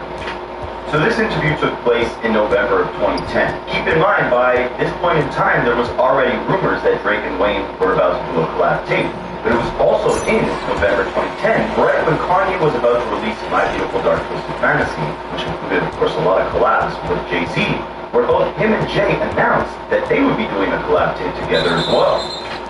Jay did an interview at this time and said he's quote-unquote very excited about his recent collaboration with his brother, Kanye West. Jay had revealed in this interview that him and Kanye didn't plan to initially release a full album, but they got together and recorded about 7 songs in 3 days. So then they figured, why not do a whole tape? At this point in time, in November of 2010, they were planning to fly to Australia to finish the album, and they had already spent some time together in the south of France recording the month prior. I'm assuming that's around the time when they recorded the song People in Paris. I mean, they were in the south of France, for crying out loud. Why do you think the song Niggas in Paris is called Niggas in Paris? Because niggas was in Paris. Alright, so interesting, right? These 4 rappers were at the top of the game, all announced, right at the same time pretty much, that they plan on releasing full collab projects together. Well, Jay-Z and Kanye West, they're the first ones at bat. The Watch the Throne gears get set into full motion by the start of 2011 when they released the first single to the album, Ham, in January. And remember how I said that you guys should remember the fact that when Jay-Z was asked about, does Lil Wayne have more money than him? Is he a better rapper? What he says is, Bank accounts are black and white, and him and Beyonce made $100 million that year, so you can't even talk money with him, or with his wife. Well, he reiterated that message straight into the bars of the first single of this collab tape. And of course, they got a head start from Drake and Wayne, who were also planning a collab tape. On the song, Jay-Z rapped. These rappers rap about the stuff that I do really. I'm like, really? $500 million, my guy? Really? You got baby money. Keep it real with these guys don't have my ladies' money. Clear as day, this is a reference to both Birdman and Lil Wayne. Birdman's nickname is Baby, and Jay-Z here is saying, your whole camp, you have infant money compared to what me and my wife got. Lil Wayne will remain humble when he's asked about it, admitting that he cannot compete on a financial level to Jay-Z. But he would also share an interesting tidbit of information in that he was in the studio with Kanye West before they released the track, and Kanye had actually played him the full song. So he heard these shots in the studio with Ye before they released. What is this? That's a record. Did you buy this from me because the name is Shrimp? Oh my god. No, you remember being on Hog? I'm in a contentious environment in here, so I love a contentious environment. And he's fine, but he is a fucking weirdo. You know, they seem cool. And he's so pretty. They've had tequila. Don't run the music! What kind of music you into, Aubrey? What is that, Dad? What is that? We only get a few chances for meaningful relationships. Next. What's going on here? This is fucking crazy! Can we please do a reset? This is for a podcast. Yes, it is. We did come down here tonight to invite you. Invite us to join us. Me too. Sorry, we don't have people over very often.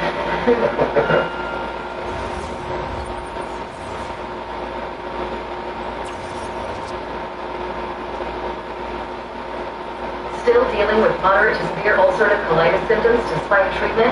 Put them in check with Rinvoq. Rinvoq works differently, and it's a once-daily pill. When symptoms tried to take control, I got rapid relief and left back emergency behind with Rinvoq. Check. When my doctor saw damage, Rinvoq helped visibly repair my colon line. Check. And I got lasting steroid-free remission with Rinvoq. Check.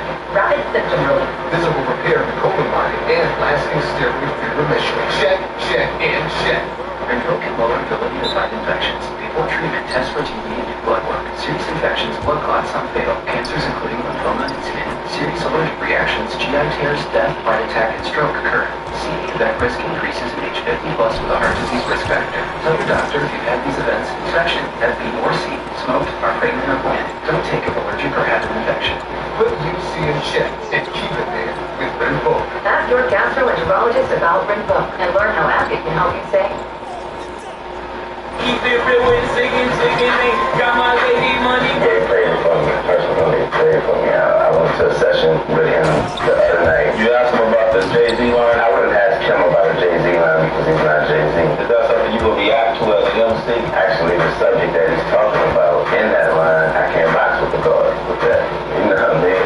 I'll be the first one to tell you that. Now what's funny is, another Young Money member, Jay Mills, claims that he was in the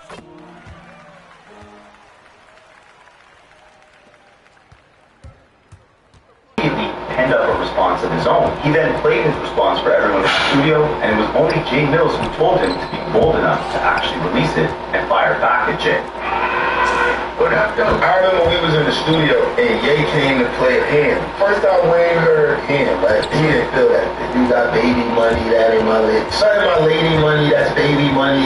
I'm Wayne walk out the room. And I remember like 2 days later, he did a song, See How Much You Love Your Lady Money. I remember he was like, yo, y'all think that's too much? And everybody was like, no, I think you should take that bar out. I don't think you should really say that. I was like, do you feel like, he was talking about you? You feel like it was a shot? I'm like, no, seriously, do you feel it was a shot? Because if you didn't feel it was a shot, you wouldn't have thought of the bar you thought. So you asking us for validation to go say what you feel now?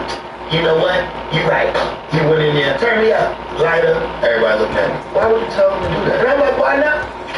Pay attention, that'll play an important role in the story very shortly. But in the meantime, while Wayne was pretty humble about these shots that Jay sent in public interviews, Birdman and Drake most definitely were not. First, Drake is asked about the collab album that he was supposed to release with Lil Wayne. He says it'll likely come out, but makes a joke that these two other massive rappers had announced a collab tape and insinuates that they may have stole the idea from Drake and Wayne themselves. Still got to get that album. Yes, you still got some other guys are coming out of the album too. There's two other guys that are coming out. Okay. Yeah. Two other rappers that are coming out of the album together. I don't know where they got that idea. Surprisingly, this would come out to be true. Kanye West would make a guest appearance at Drake's 2013 OVO Fest, and on stage he admitted that him and Jay-Z would have never made Watch the Throne if rappers like Drake weren't putting pressure on them.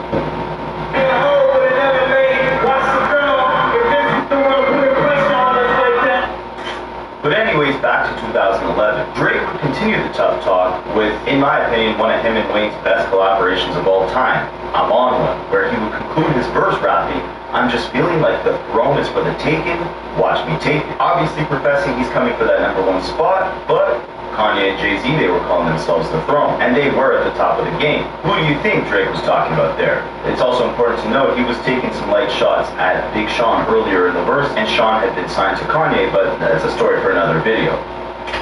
Drake would quickly clear up the rumors, letting the world know he was not taking shots at Jay on that track, but notice he didn't mention Kanye here. He just called everyone crazy for thinking that he would ever diss Jay-Z. But he most definitely would. Because remember how Jay Mills said that when Wayne heard that Ham verse, Jay-Z taking shots at him, he immediately fired back with some bars of his own? Yeah, well, just a couple weeks after Kanye and Jay ended up releasing Watch the Throne, Lil Wayne released his album, The Carter 4. He absolutely mocked them on the sales side of things, selling almost 1 million in the first week, while Jay and Kanye together only sold about 400K in the first week with Watch the Throne. But on Wayne's Carter 4 album, we finally get that response. He flipped Jay-Z's Baby Money line, rapping, you're talking about baby money, I got your baby money, kidnap your wife, get that how much you love your lady money.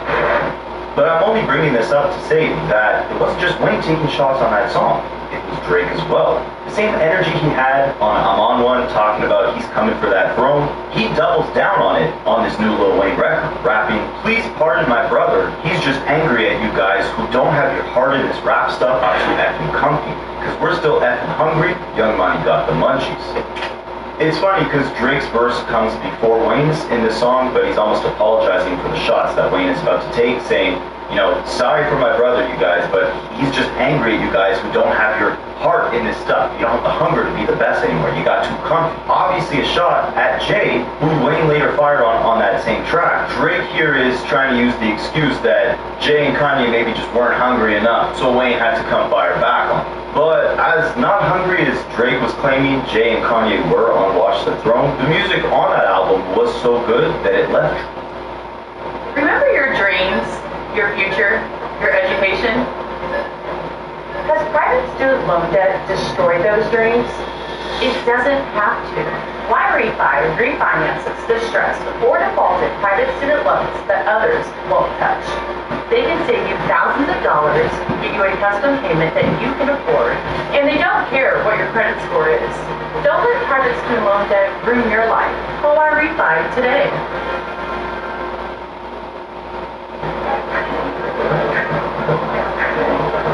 How about totally obsessed? We created a cocktail that requires 7 unique ingredients. The most important one, 1800 tequila. Just as obsessed with taste and quality as we are. The world's most awarded tequila, proudly poured at the world's best bar. Drake, physically sick. 3 years later, in a 2014 interview with Rolling Stone, Drake had said when he hears a song that he wishes he'd made, he gets physically sick. He says it doesn't happen often, but it happened in 2011 when he heard Jay and Kanye's song, People in Paris from Watch the Throne. Drake was like, how did I not think of that? Ball so hard, that stuff's crazy. It was real rap, but it felt melodic. All the cadences felt so good. that song directly inspired one of Drake's next big singles, Started From the Bottom, because it challenged him to come up with a rapped hook that was just as catchy as one that was sung. Oh yeah, and Birdman also claimed he wasn't a fan of Watch the Throne when it first came out as well. He kind of reiterated Drake's sentiments that, they didn't sound hungry, they sounded too old, saying, it's older versus younger, Playboy. I listened to a few songs off Watch the Throne and it feels like an older feel to me. I think with Drake and Wayne, they're young cats. You got 23-year-olds, 28-year-olds. Yo, shout out to all the 12-year-olds in the building, what's up? Then you got Jay-Z and them, who are older and really on their way out of the game. Then you got Wayne and Drake and them, who are still youthful to the game. So it's two different types of music all the way across the board. This interview took place right after Watch the Throne dropped in August of 2011. In the interview, Birdman would also reiterate that a Wayne and Drake album was still on the way, but Drake would shut down those rumors right before he released his second album, Take Care, in November of 2011, specifically stating that he did not want a collab between him and Wayne to be compared to Watch the Throne. He wanted them to have their own moment. In an interview with XXL, Drake said, me and Lil Wayne scrapped the idea of a collaboration album. We just agreed that it would be looked upon as, it would be sort of this competition with Watch the Throne. I feel like we would get caught up in this whirlwind of hype. Lil Wayne agreed. We just said, if we do it, we'll do it down the line. But right now is not the time. You know what's crazy is Lil Wayne in 2025 literally said he had never heard of Watch the Throne.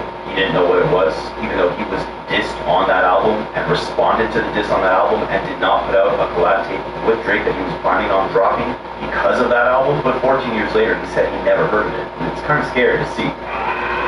Alright, but Drake has more shots for Jay around this time. He's about to drop Take Care. He does a promo run where he's doing interviews. In those interviews, he's asked about how it felt to have never won a Grammy before. Drake's response is that his perception of the Grammys is bittersweet. He grew up looking up to the Grammys, but specifically when he lost to a Jay-Z song in particular in 2009, that's when he realized the Grammys were kind of about industry politics more than they were artistic merit. He said, I've always been fascinated with the Grammys, so I don't mean this as disrespect, but I kind of just gave up on the Grammys. It'll be a dream if I get one, but the Grammys never really break their mold. And he names a couple examples, the first one being that Justin Bieber did not win Best New Artist in 2010. Drake implies that he kind of looked at the Grammys sideways because Bieber deserved that award. But ironically, he specifically focuses on the Jay-Z loss that he took as the moment he realized the Grammys were full of crap. He said, the one that really got to me was when my song Best I Ever Had lost to Jay-Z's song Death of Autotune in 2009. That one to me was like, really?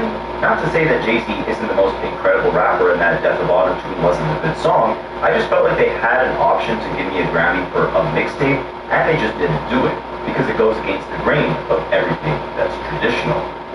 Do you see here, a lot of this foreshadows what we see in 2026, Drake being signed to one guy, signed to another guy, signed to this huge machine, always pretends like, he's against the industry politics and against the traditional tactics of the music business, only when it doesn't work in his favor. That's why you get bars like Kendrick just opened his mouth, someone go hand him a Grammy right now. 15 years before, he's complaining about Jay-Z winning too many Grammys. Kendrick just opened his mouth, and I'm about to put my dick in it right now. Someone go hand him a Grammy right now. But the machine would start working in Drake's favor. Take Care, his second album, was a massive success, and Jay-Z would even personally congratulate him. On Drake's old blog, he would post this letter that he got personally from Jay-Z that read, "Monster Numbers comes in. Proud of your journey. Peace. Hope." But ironically, back to the Grammys being a focal point of Drake and Jay's contention, Young Money would host a Grammy party right before the 2012 awards, and Lil Wayne, with Drake standing right next to him, would kick a freestyle where he is blatantly dissing both Jay-Z and Kanye West.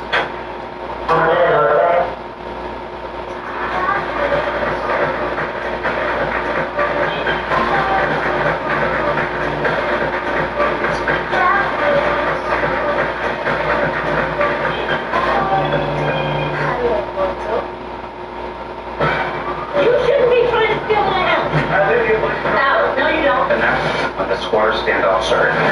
I every scam in the book. I caught. Get the out of our house.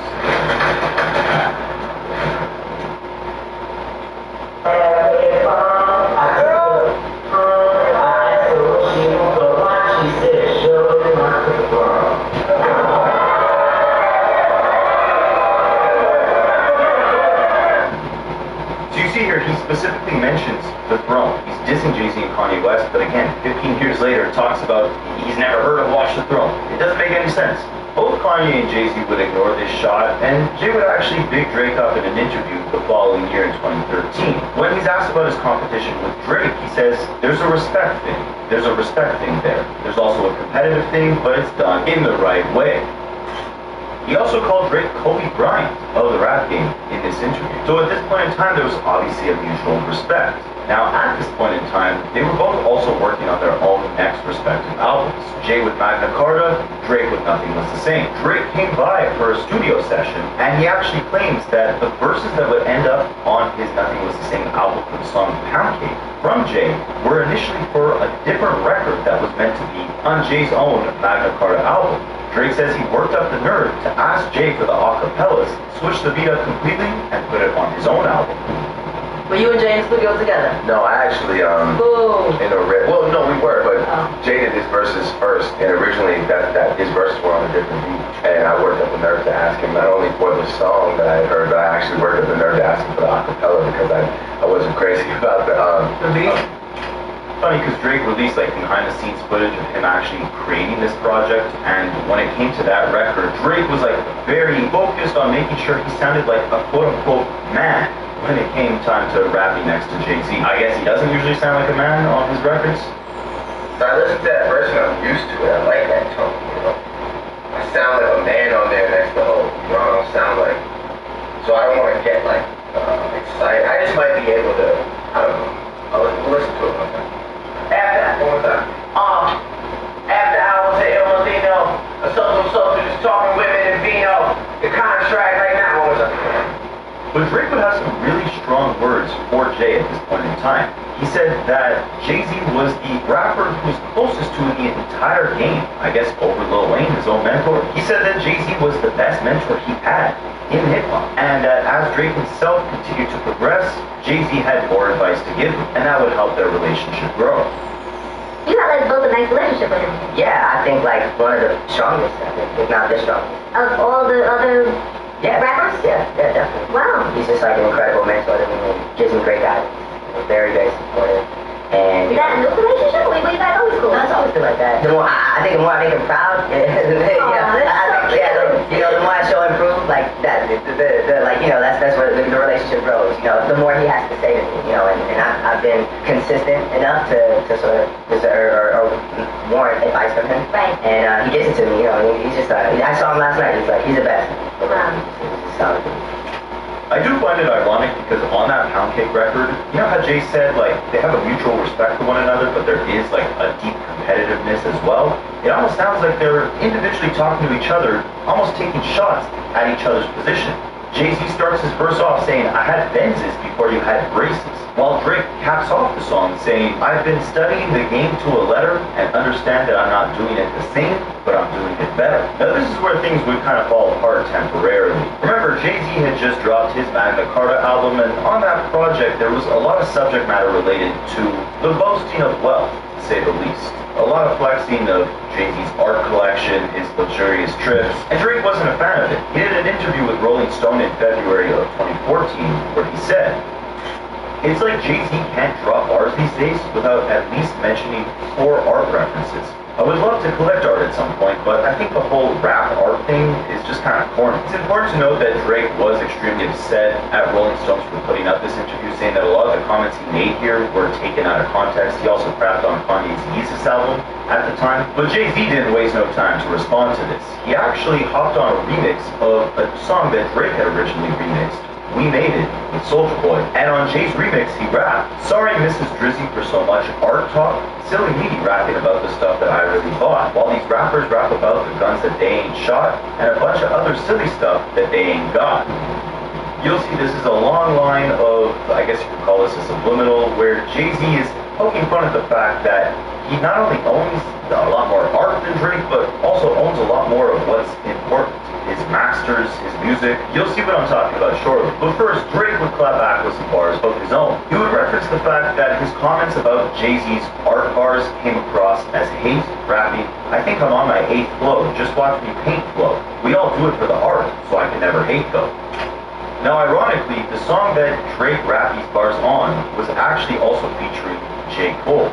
We know that in 2026, Drake dissed J. Cole for being the married man on his new album, Iceman. But on this Draft Day song back in 2013, it seemed like Drake was taking shots at Jay for being the married man, rapping, "I'm focused on making records and getting bigger. Just hits, no misses, that's for the married folks," implying that he's not missing with his music, but Jay-Z, who, like Drake said 2 years ago, had kind of lost his hunger, might have been catching some misses on Magna Carta with all those art bars. Trying to predict the future is a hazardous occupation. The only thing we can be sure of is that it will be absolutely fantastic. I'm thinking of the incredible breakthrough, the communications satellite. These things will make possible a world in which we can be in instant contact with each other wherever we may be. When that time comes, the whole world will have shrunk to a point.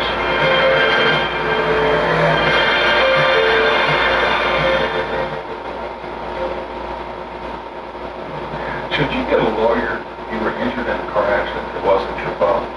Absolutely. If you were hurt, you're going to need somebody fighting. Insurance companies have teams of people that are trained and have programs designed to delay, deny, or not pay your claim at all.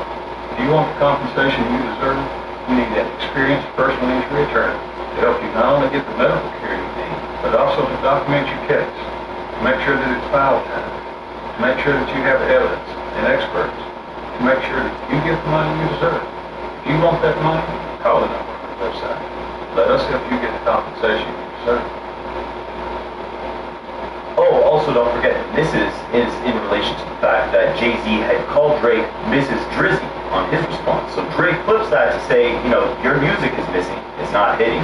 Mine is hitting. And I'm also not a Mrs. I'm a Mr. Remember, Drake had released footage of him recording Pound Cake where he said he wanted to sound like a man rapping next to Jay-Z. He's not a Mrs. Embarrassing!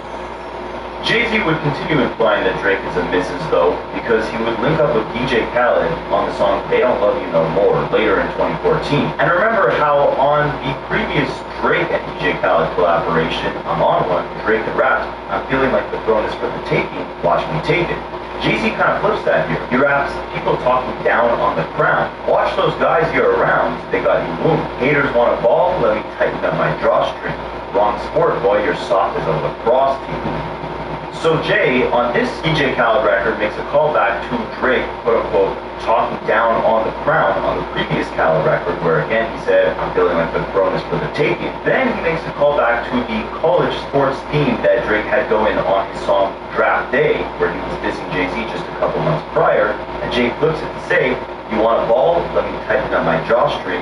If you're into wrong sport, you're as soft as a lacrosse team." The song is actually deep because, you know, lacrosse players are usually not known to come from a rough societal or financial background, right? It's usually a sport played by preppy kids. So this isn't just Jay-Z calling Drake soft. It's his own way of saying they not like us, right?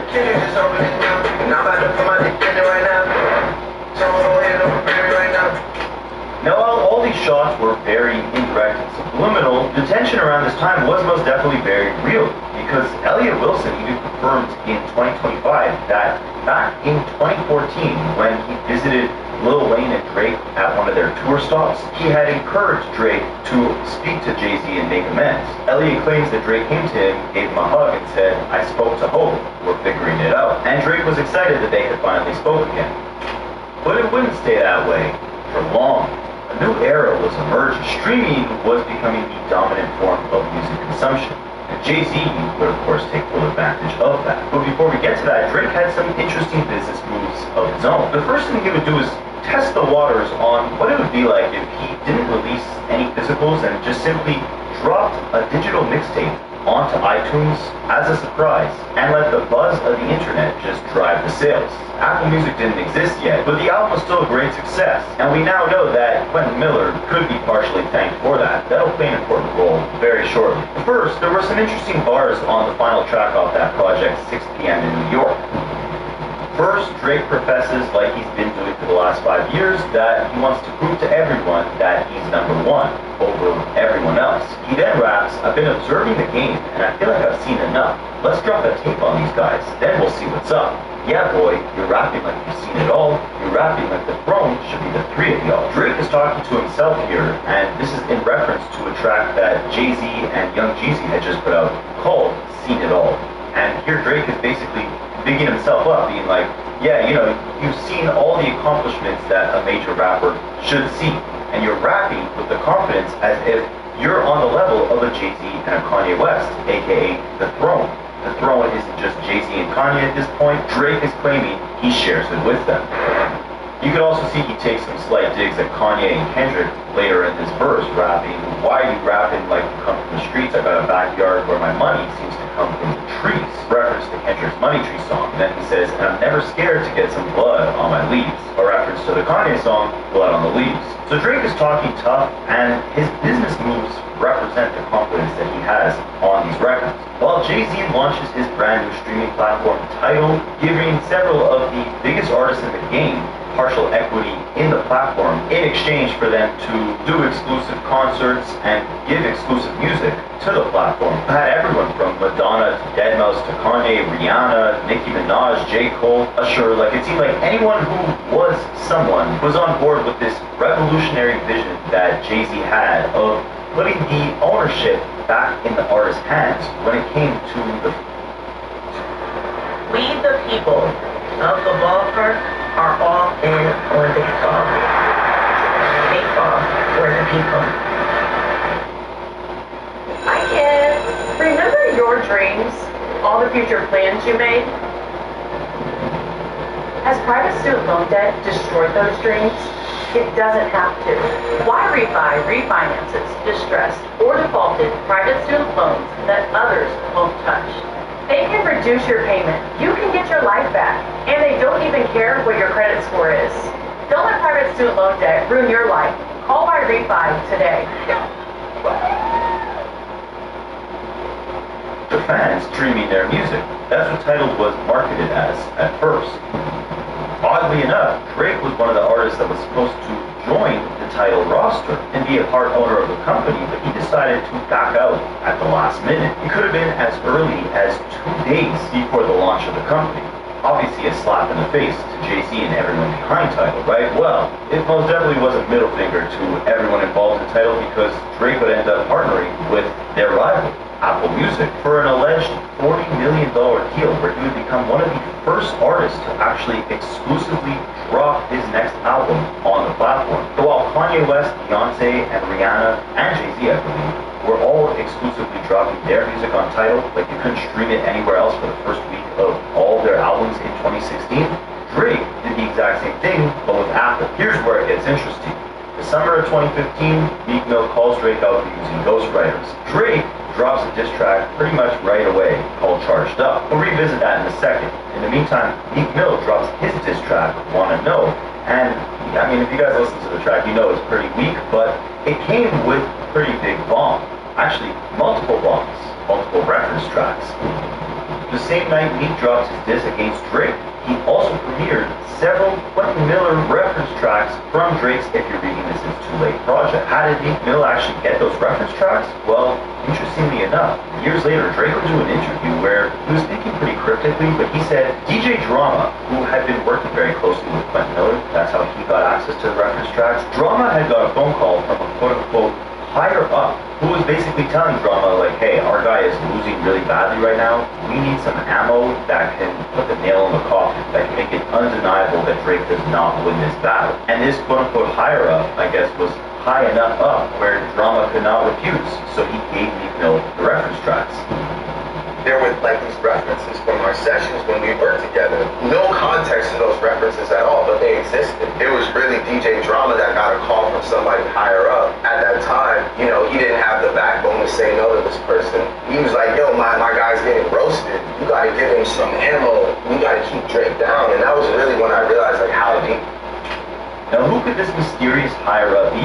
Well, this is where we start putting the puzzle pieces together. The higher-up must have come from Meek Mill's camp, right? If you guys watched my recent Rick Ross and Drake beef breakdown, then you know that around the time that Meek Mill and Drake were beefing, Ross, even though he was the owner of the record label Meek was signed to, Maybach Music, he was still kind of leaving the door open for reconciliation with Drake, saying that he was still very cool with Lil Wayne, that it was all love with Drake, eventually things will get squashed, it was all good. So it was unlikely Rick Ross that told DJ Drama, hey, give Meek Mill those Drake reference tracks and embarrass him, right? But if you take a look here, Meek Mill had been signed under Jay-Z's Rock Nation management since May of 2012, 3 years before Meek's beef with Drake. Could the quote-unquote higher up that Drake was referring to have been part of the Rock Nation camp? Well, let's revisit that diss track that Drake dropped, Charged Up. On it, Drake rapped, trust me, this information is vital. I'm trying to take the high road. I still got love for my idols. I got me a deal with Apple, and I still feel entitled. Rumor has it, there's something that only I know. A lot of Jay-Z references here. Remember, 5 years before this, on Drake's song Thank Me Now, he talked about idols becoming your rivals, you got an AI mic for your survival, that being in reference to Jay-Z. Well, here he's talking about still having love for his idols. The year before this, Elliot Wilson was saying Drake was trying to take the high road when it came to patching things up with Jay-Z. Then Drake goes on to say, I got me a deal with Apple Music, and I still feel entitled. Entitled is a play on words because obviously when you break that word down, you get the word title, the name of Jay-Z's streaming company that Drake jumped ship on 2 days before the launch. And then he says, rumor has it there's something that only I know, possibly inferring to this beef stemming far beyond just an issue between Meek Mill and Drake himself, but instead stretching to the higher ups within the industry that Drake may have pissed off with the whole Apple Music deal. It was really DJ Drama that got a call from somebody on the road. At that time, you know, he didn't have the backbone to say no to this person. He was like, yo, my guy's getting roasted. You gotta give him some ammo. You gotta keep Drake down. Even earlier in this track, Drake had rapped, must I remind you that Jimmy got 20 million on it? And I made a mistake, it wasn't actually 40 million that Drake got from Apple, it was allegedly 19 million, so 20, 19. Sounds close enough, right? It's a lot of references back to that Apple deal that Drake had just signed. And a couple months after signing that Apple deal, we would also get the mixtape What a Time to Be Alive between Drake and Future. On that tape, we'd get the song 30 for 30 Freestyle, where Drake would rap. Never thought I'd be rapping from this perspective, but I'm not really sure what else you expected when the higher ups have all come together as a collective with conspiracies to end my run and send me a message. I mean, I'd say hats off for a solid effort, but we didn't flinch for a second. We got our stuff together, not here to fight wars. This is Eric.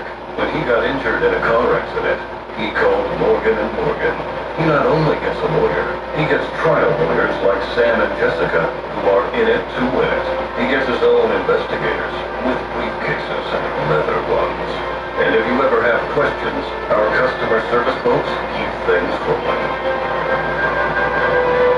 Injured? We're your army. Morgan & Morgan, America's largest injury law firm. Being obsessed with taste means every ingredient has a purpose. Agave, water, yeast, nothing more. The world's most awarded tequila, proudly poured at the world's best bar.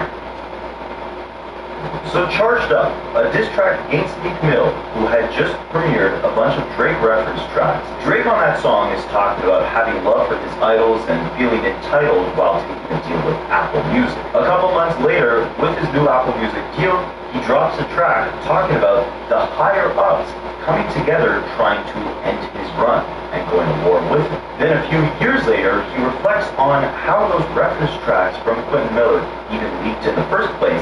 And he did not point the finger at Meek Mill, but instead he said DJ Drama got a call from a quote-unquote higher up, the same term he used when talking about the higher ups that were coming to end his run and send him a message. Again, we know Meek Mill was signed to Rock Nation's management team at the time. All throughout the diss tracks, Drake is referencing this new Apple Music deal that pissed off his idols. And he's talking about the higher ups trying to end him. It was really DJ Drama that got a call from somebody on the road. He was like, yo, my guy's getting roasted. You gotta give him some ammo. You gotta keep Drake down. So you see here how Drake is trying to paint the clear picture that it was likely Jay-Z or someone on Jay's label, Rock Nation's team, who made those calls to get those reference tracks leaked to try and destroy Drake's reputation in the heat of his battle with Rock Nation's artists, Meek Mill. Kanye would even almost admit to this damn year, the next year, when he would talk about why his own and Jay-Z's verses got left off of Drake's Views album, the Apple Music exclusive album. Basically, at the time, it was just Kanye West that was supposed to be on this song called Pop Style, a song by Drake. But Jay-Z was in the studio with Kanye, and he laid down 2 bars at the beginning of the track. They still love to give me, they don't get it. I cannot be gotten, that's a given. They like Pablo. Drake would release that song as one of the singles off of Views, and he would actually credit them as The Throne. Instead of writing featuring Jay-Z and Kanye West, it said featuring The Throne. But a couple weeks later, when the Views album actually came out, Jay-Z and Kanye were mysteriously not on that song anymore. A couple months later, Kanye would go on a rant at one of his shows, saying that Jay-Z was the one who made the call to remove himself and Kanye off of Drake's album out of quote-unquote respect for Meek Mill.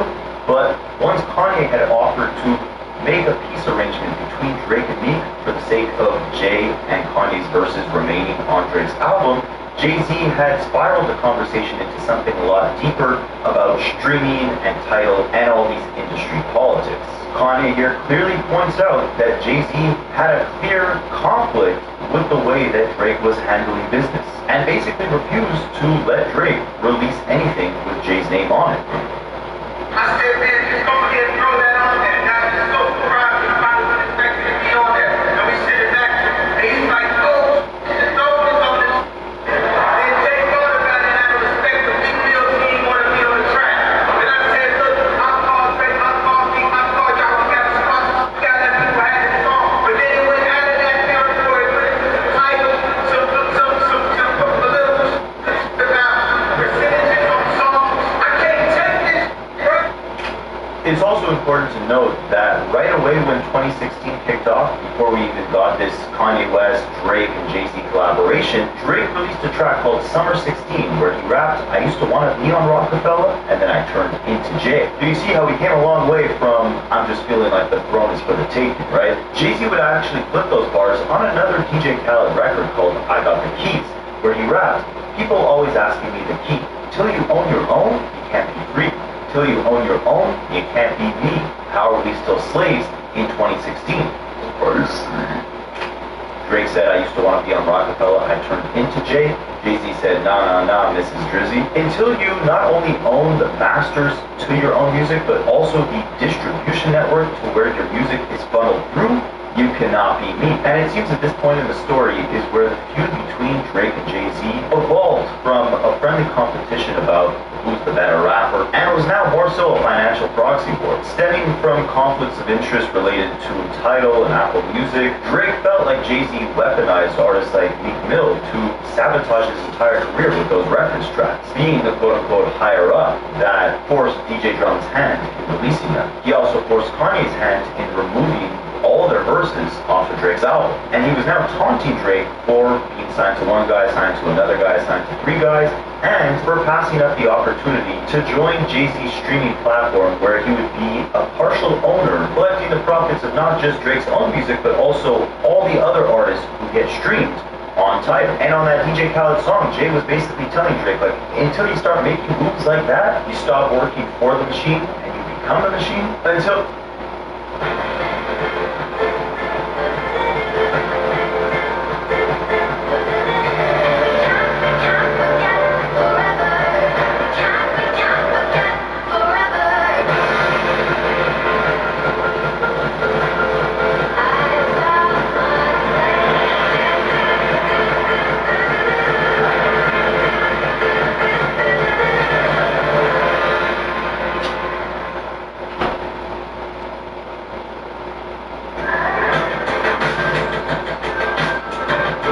Refreshers concentrate.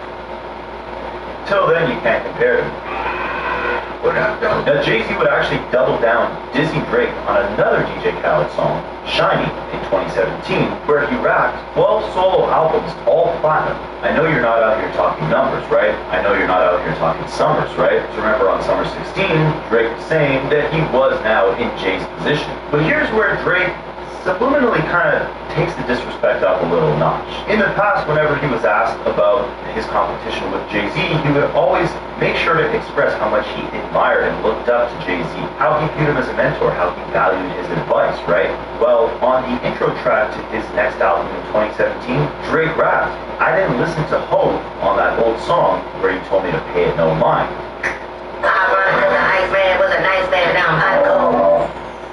Remember in 2010, Jay-Z hopped on Drake's track Light Up and told Drake that they're going to come at you with silly rap views to distract you in disguise in the form of a favor. That's exactly how it played out with Meek Mill, right? Meek Mill was constantly collaborating with Drake and then ended up turning his back on him literally 2 weeks after they just released their collab track, Rico. Drake in this song is saying he did not take Jay's advice. He engaged in those quote-unquote silly rap feuds. And Drake would show you later in that same year that he was not listening to Jay-Z's advice anymore, because that summer Jay released his next album, 444. On there was a track called Story of OJ, and on that track was a bar where Jay rapped, "You're on the gram, Instagram, holding money to your ear. There's a disconnect. We don't call that money over here." Because at the time there was a trend on Instagram where rappers would take a lot of cash and like put it to their ear like a money phone, right? They would take pictures like that to flex their wealth. Jay-Z's like, that's not a real flex of wealth. If you need to be doing that, you don't have real money. We don't call that money over here. Well, even though there were rumors that Drake actually rented out an entire restaurant just so him and his friends can listen to the new Jay-Z album when it first dropped, he would still kind of give a little middle finger to Jay, implying he's not listening to Jay's advice of, stop being financially reckless or, flexing wads of cash on social media. Drake would instead be pictured in a video doing that exact same money pose and saying, what they say about holding money to your ear? I don't know anything about that.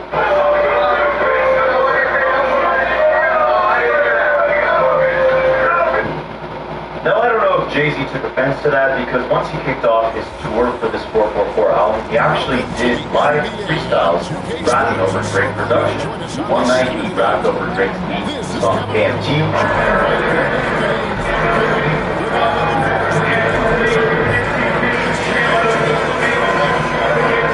And on the second night, Jay-Z rapped a verse from Jigga West over the Know Yourself beat.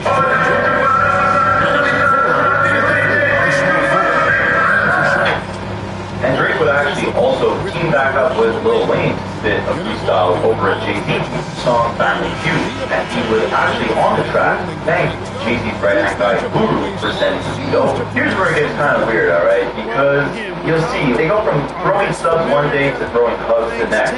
Jay-Z and Beyonce, they drop a collab tape together, and on there's bars right away for Drake. 100 million crib, 3 million watch, all facts, no cap, false. You're not a boss. You got a boss. People getting jerked. That stuff hurts. I take it personally. People would rather work with a man than to work with me, just so they can pretend they're on my level. That stuff is hurting you.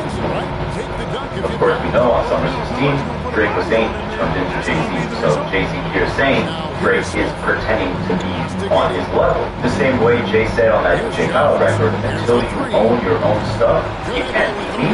He doubled down on that here, saying that the person he's talking to is not a boss. Instead, has a boss, aka Lil Wayne, who signed to Birdman, who signed to Republic Records, who signed to Universal. He also goes back to the fact that Drake took an Apple Music deal instead of joining as a part owner of Tidal, rapping, people would rather work with a man than to work with me. But it's like, as he's sending these shots, he's also on tour with Beyonce.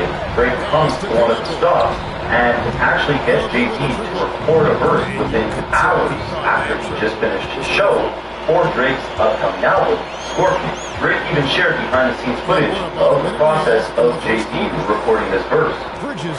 I'm only laying out for 2 hours for that show. I was wondering if he's like, hey, what do you think of this? And I'm not there to respond. If he's on stage now, 2 hours from now is 4 o'clock. An hour later, he's gonna get off stage, shower, probably have a drink, and then set back up with Guru, like the writer again. Maybe it all does make sense, because on the intro to Drake's album Scorpion that year, he rapped, taking shots with the go, and talked about shots that were sent. So maybe this was all for the love of the sport, right? They're sitting there together, having a drink, laughing, and reviewing all the different bars that they aimed at each other over the years, all in the name of competition. And the competition would continue spiraling into more collaboration. We're Jay-Z was linking up with Drake's mentor Lil Wayne on several records. He was linking up with Drake again on records like Love All off of Drake's Certified Lover Boy album. Drake even did a records track for Beyonce's 2022 album, Renaissance. He wrote the song Heated. I find it ironic because Drake, a couple years before this, is implying that, you know, the quote-unquote higher up in the industry, aka Jay-Z, was trying to force these great records tracks to leak online so his reputation could be destroyed, but now here he is paying records tracks with Jay-Z's wife. That same summer, Drake even hosted Listen Up! Explain stories about masters of the universe. Masters of the universe. It's a cosmic blast. The hood of the verse. Blockbuster of the summer.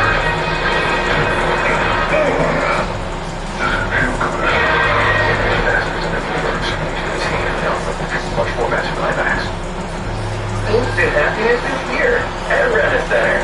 You can get instantly approved for up to $4,000. Shop for anything you want in store or online up to $4,000. All without using credit. Go on. Get happy instantly. Did a Canadian version of the OVO Fest where it was all Canadian acts, and he gave a little speech during the show where he thanked Jay-Z for the inspiration Old gave him, saying that he remembers the time when Jay-Z pulled up to Toronto for a live show for the first time before Drake was a big rapper, and it was seeing Jay-Z in his city that made him realize he could maybe one day make a name for himself out of Toronto as well. I remember when I was about like 17 years old, I was in a parking lot. I was watching Jay-Z do a show. It was like the first time Jay-Z had ever really like come to the city and shown us love. I'll never forget we were watching and he was bringing out all his new acts, like I think like Pierre or he and like all these like different artists and all together. He was bringing out all these different people, and then towards the end of the night, he brought out one of the most important people for the city. He brought out a man named Cardinal Shah.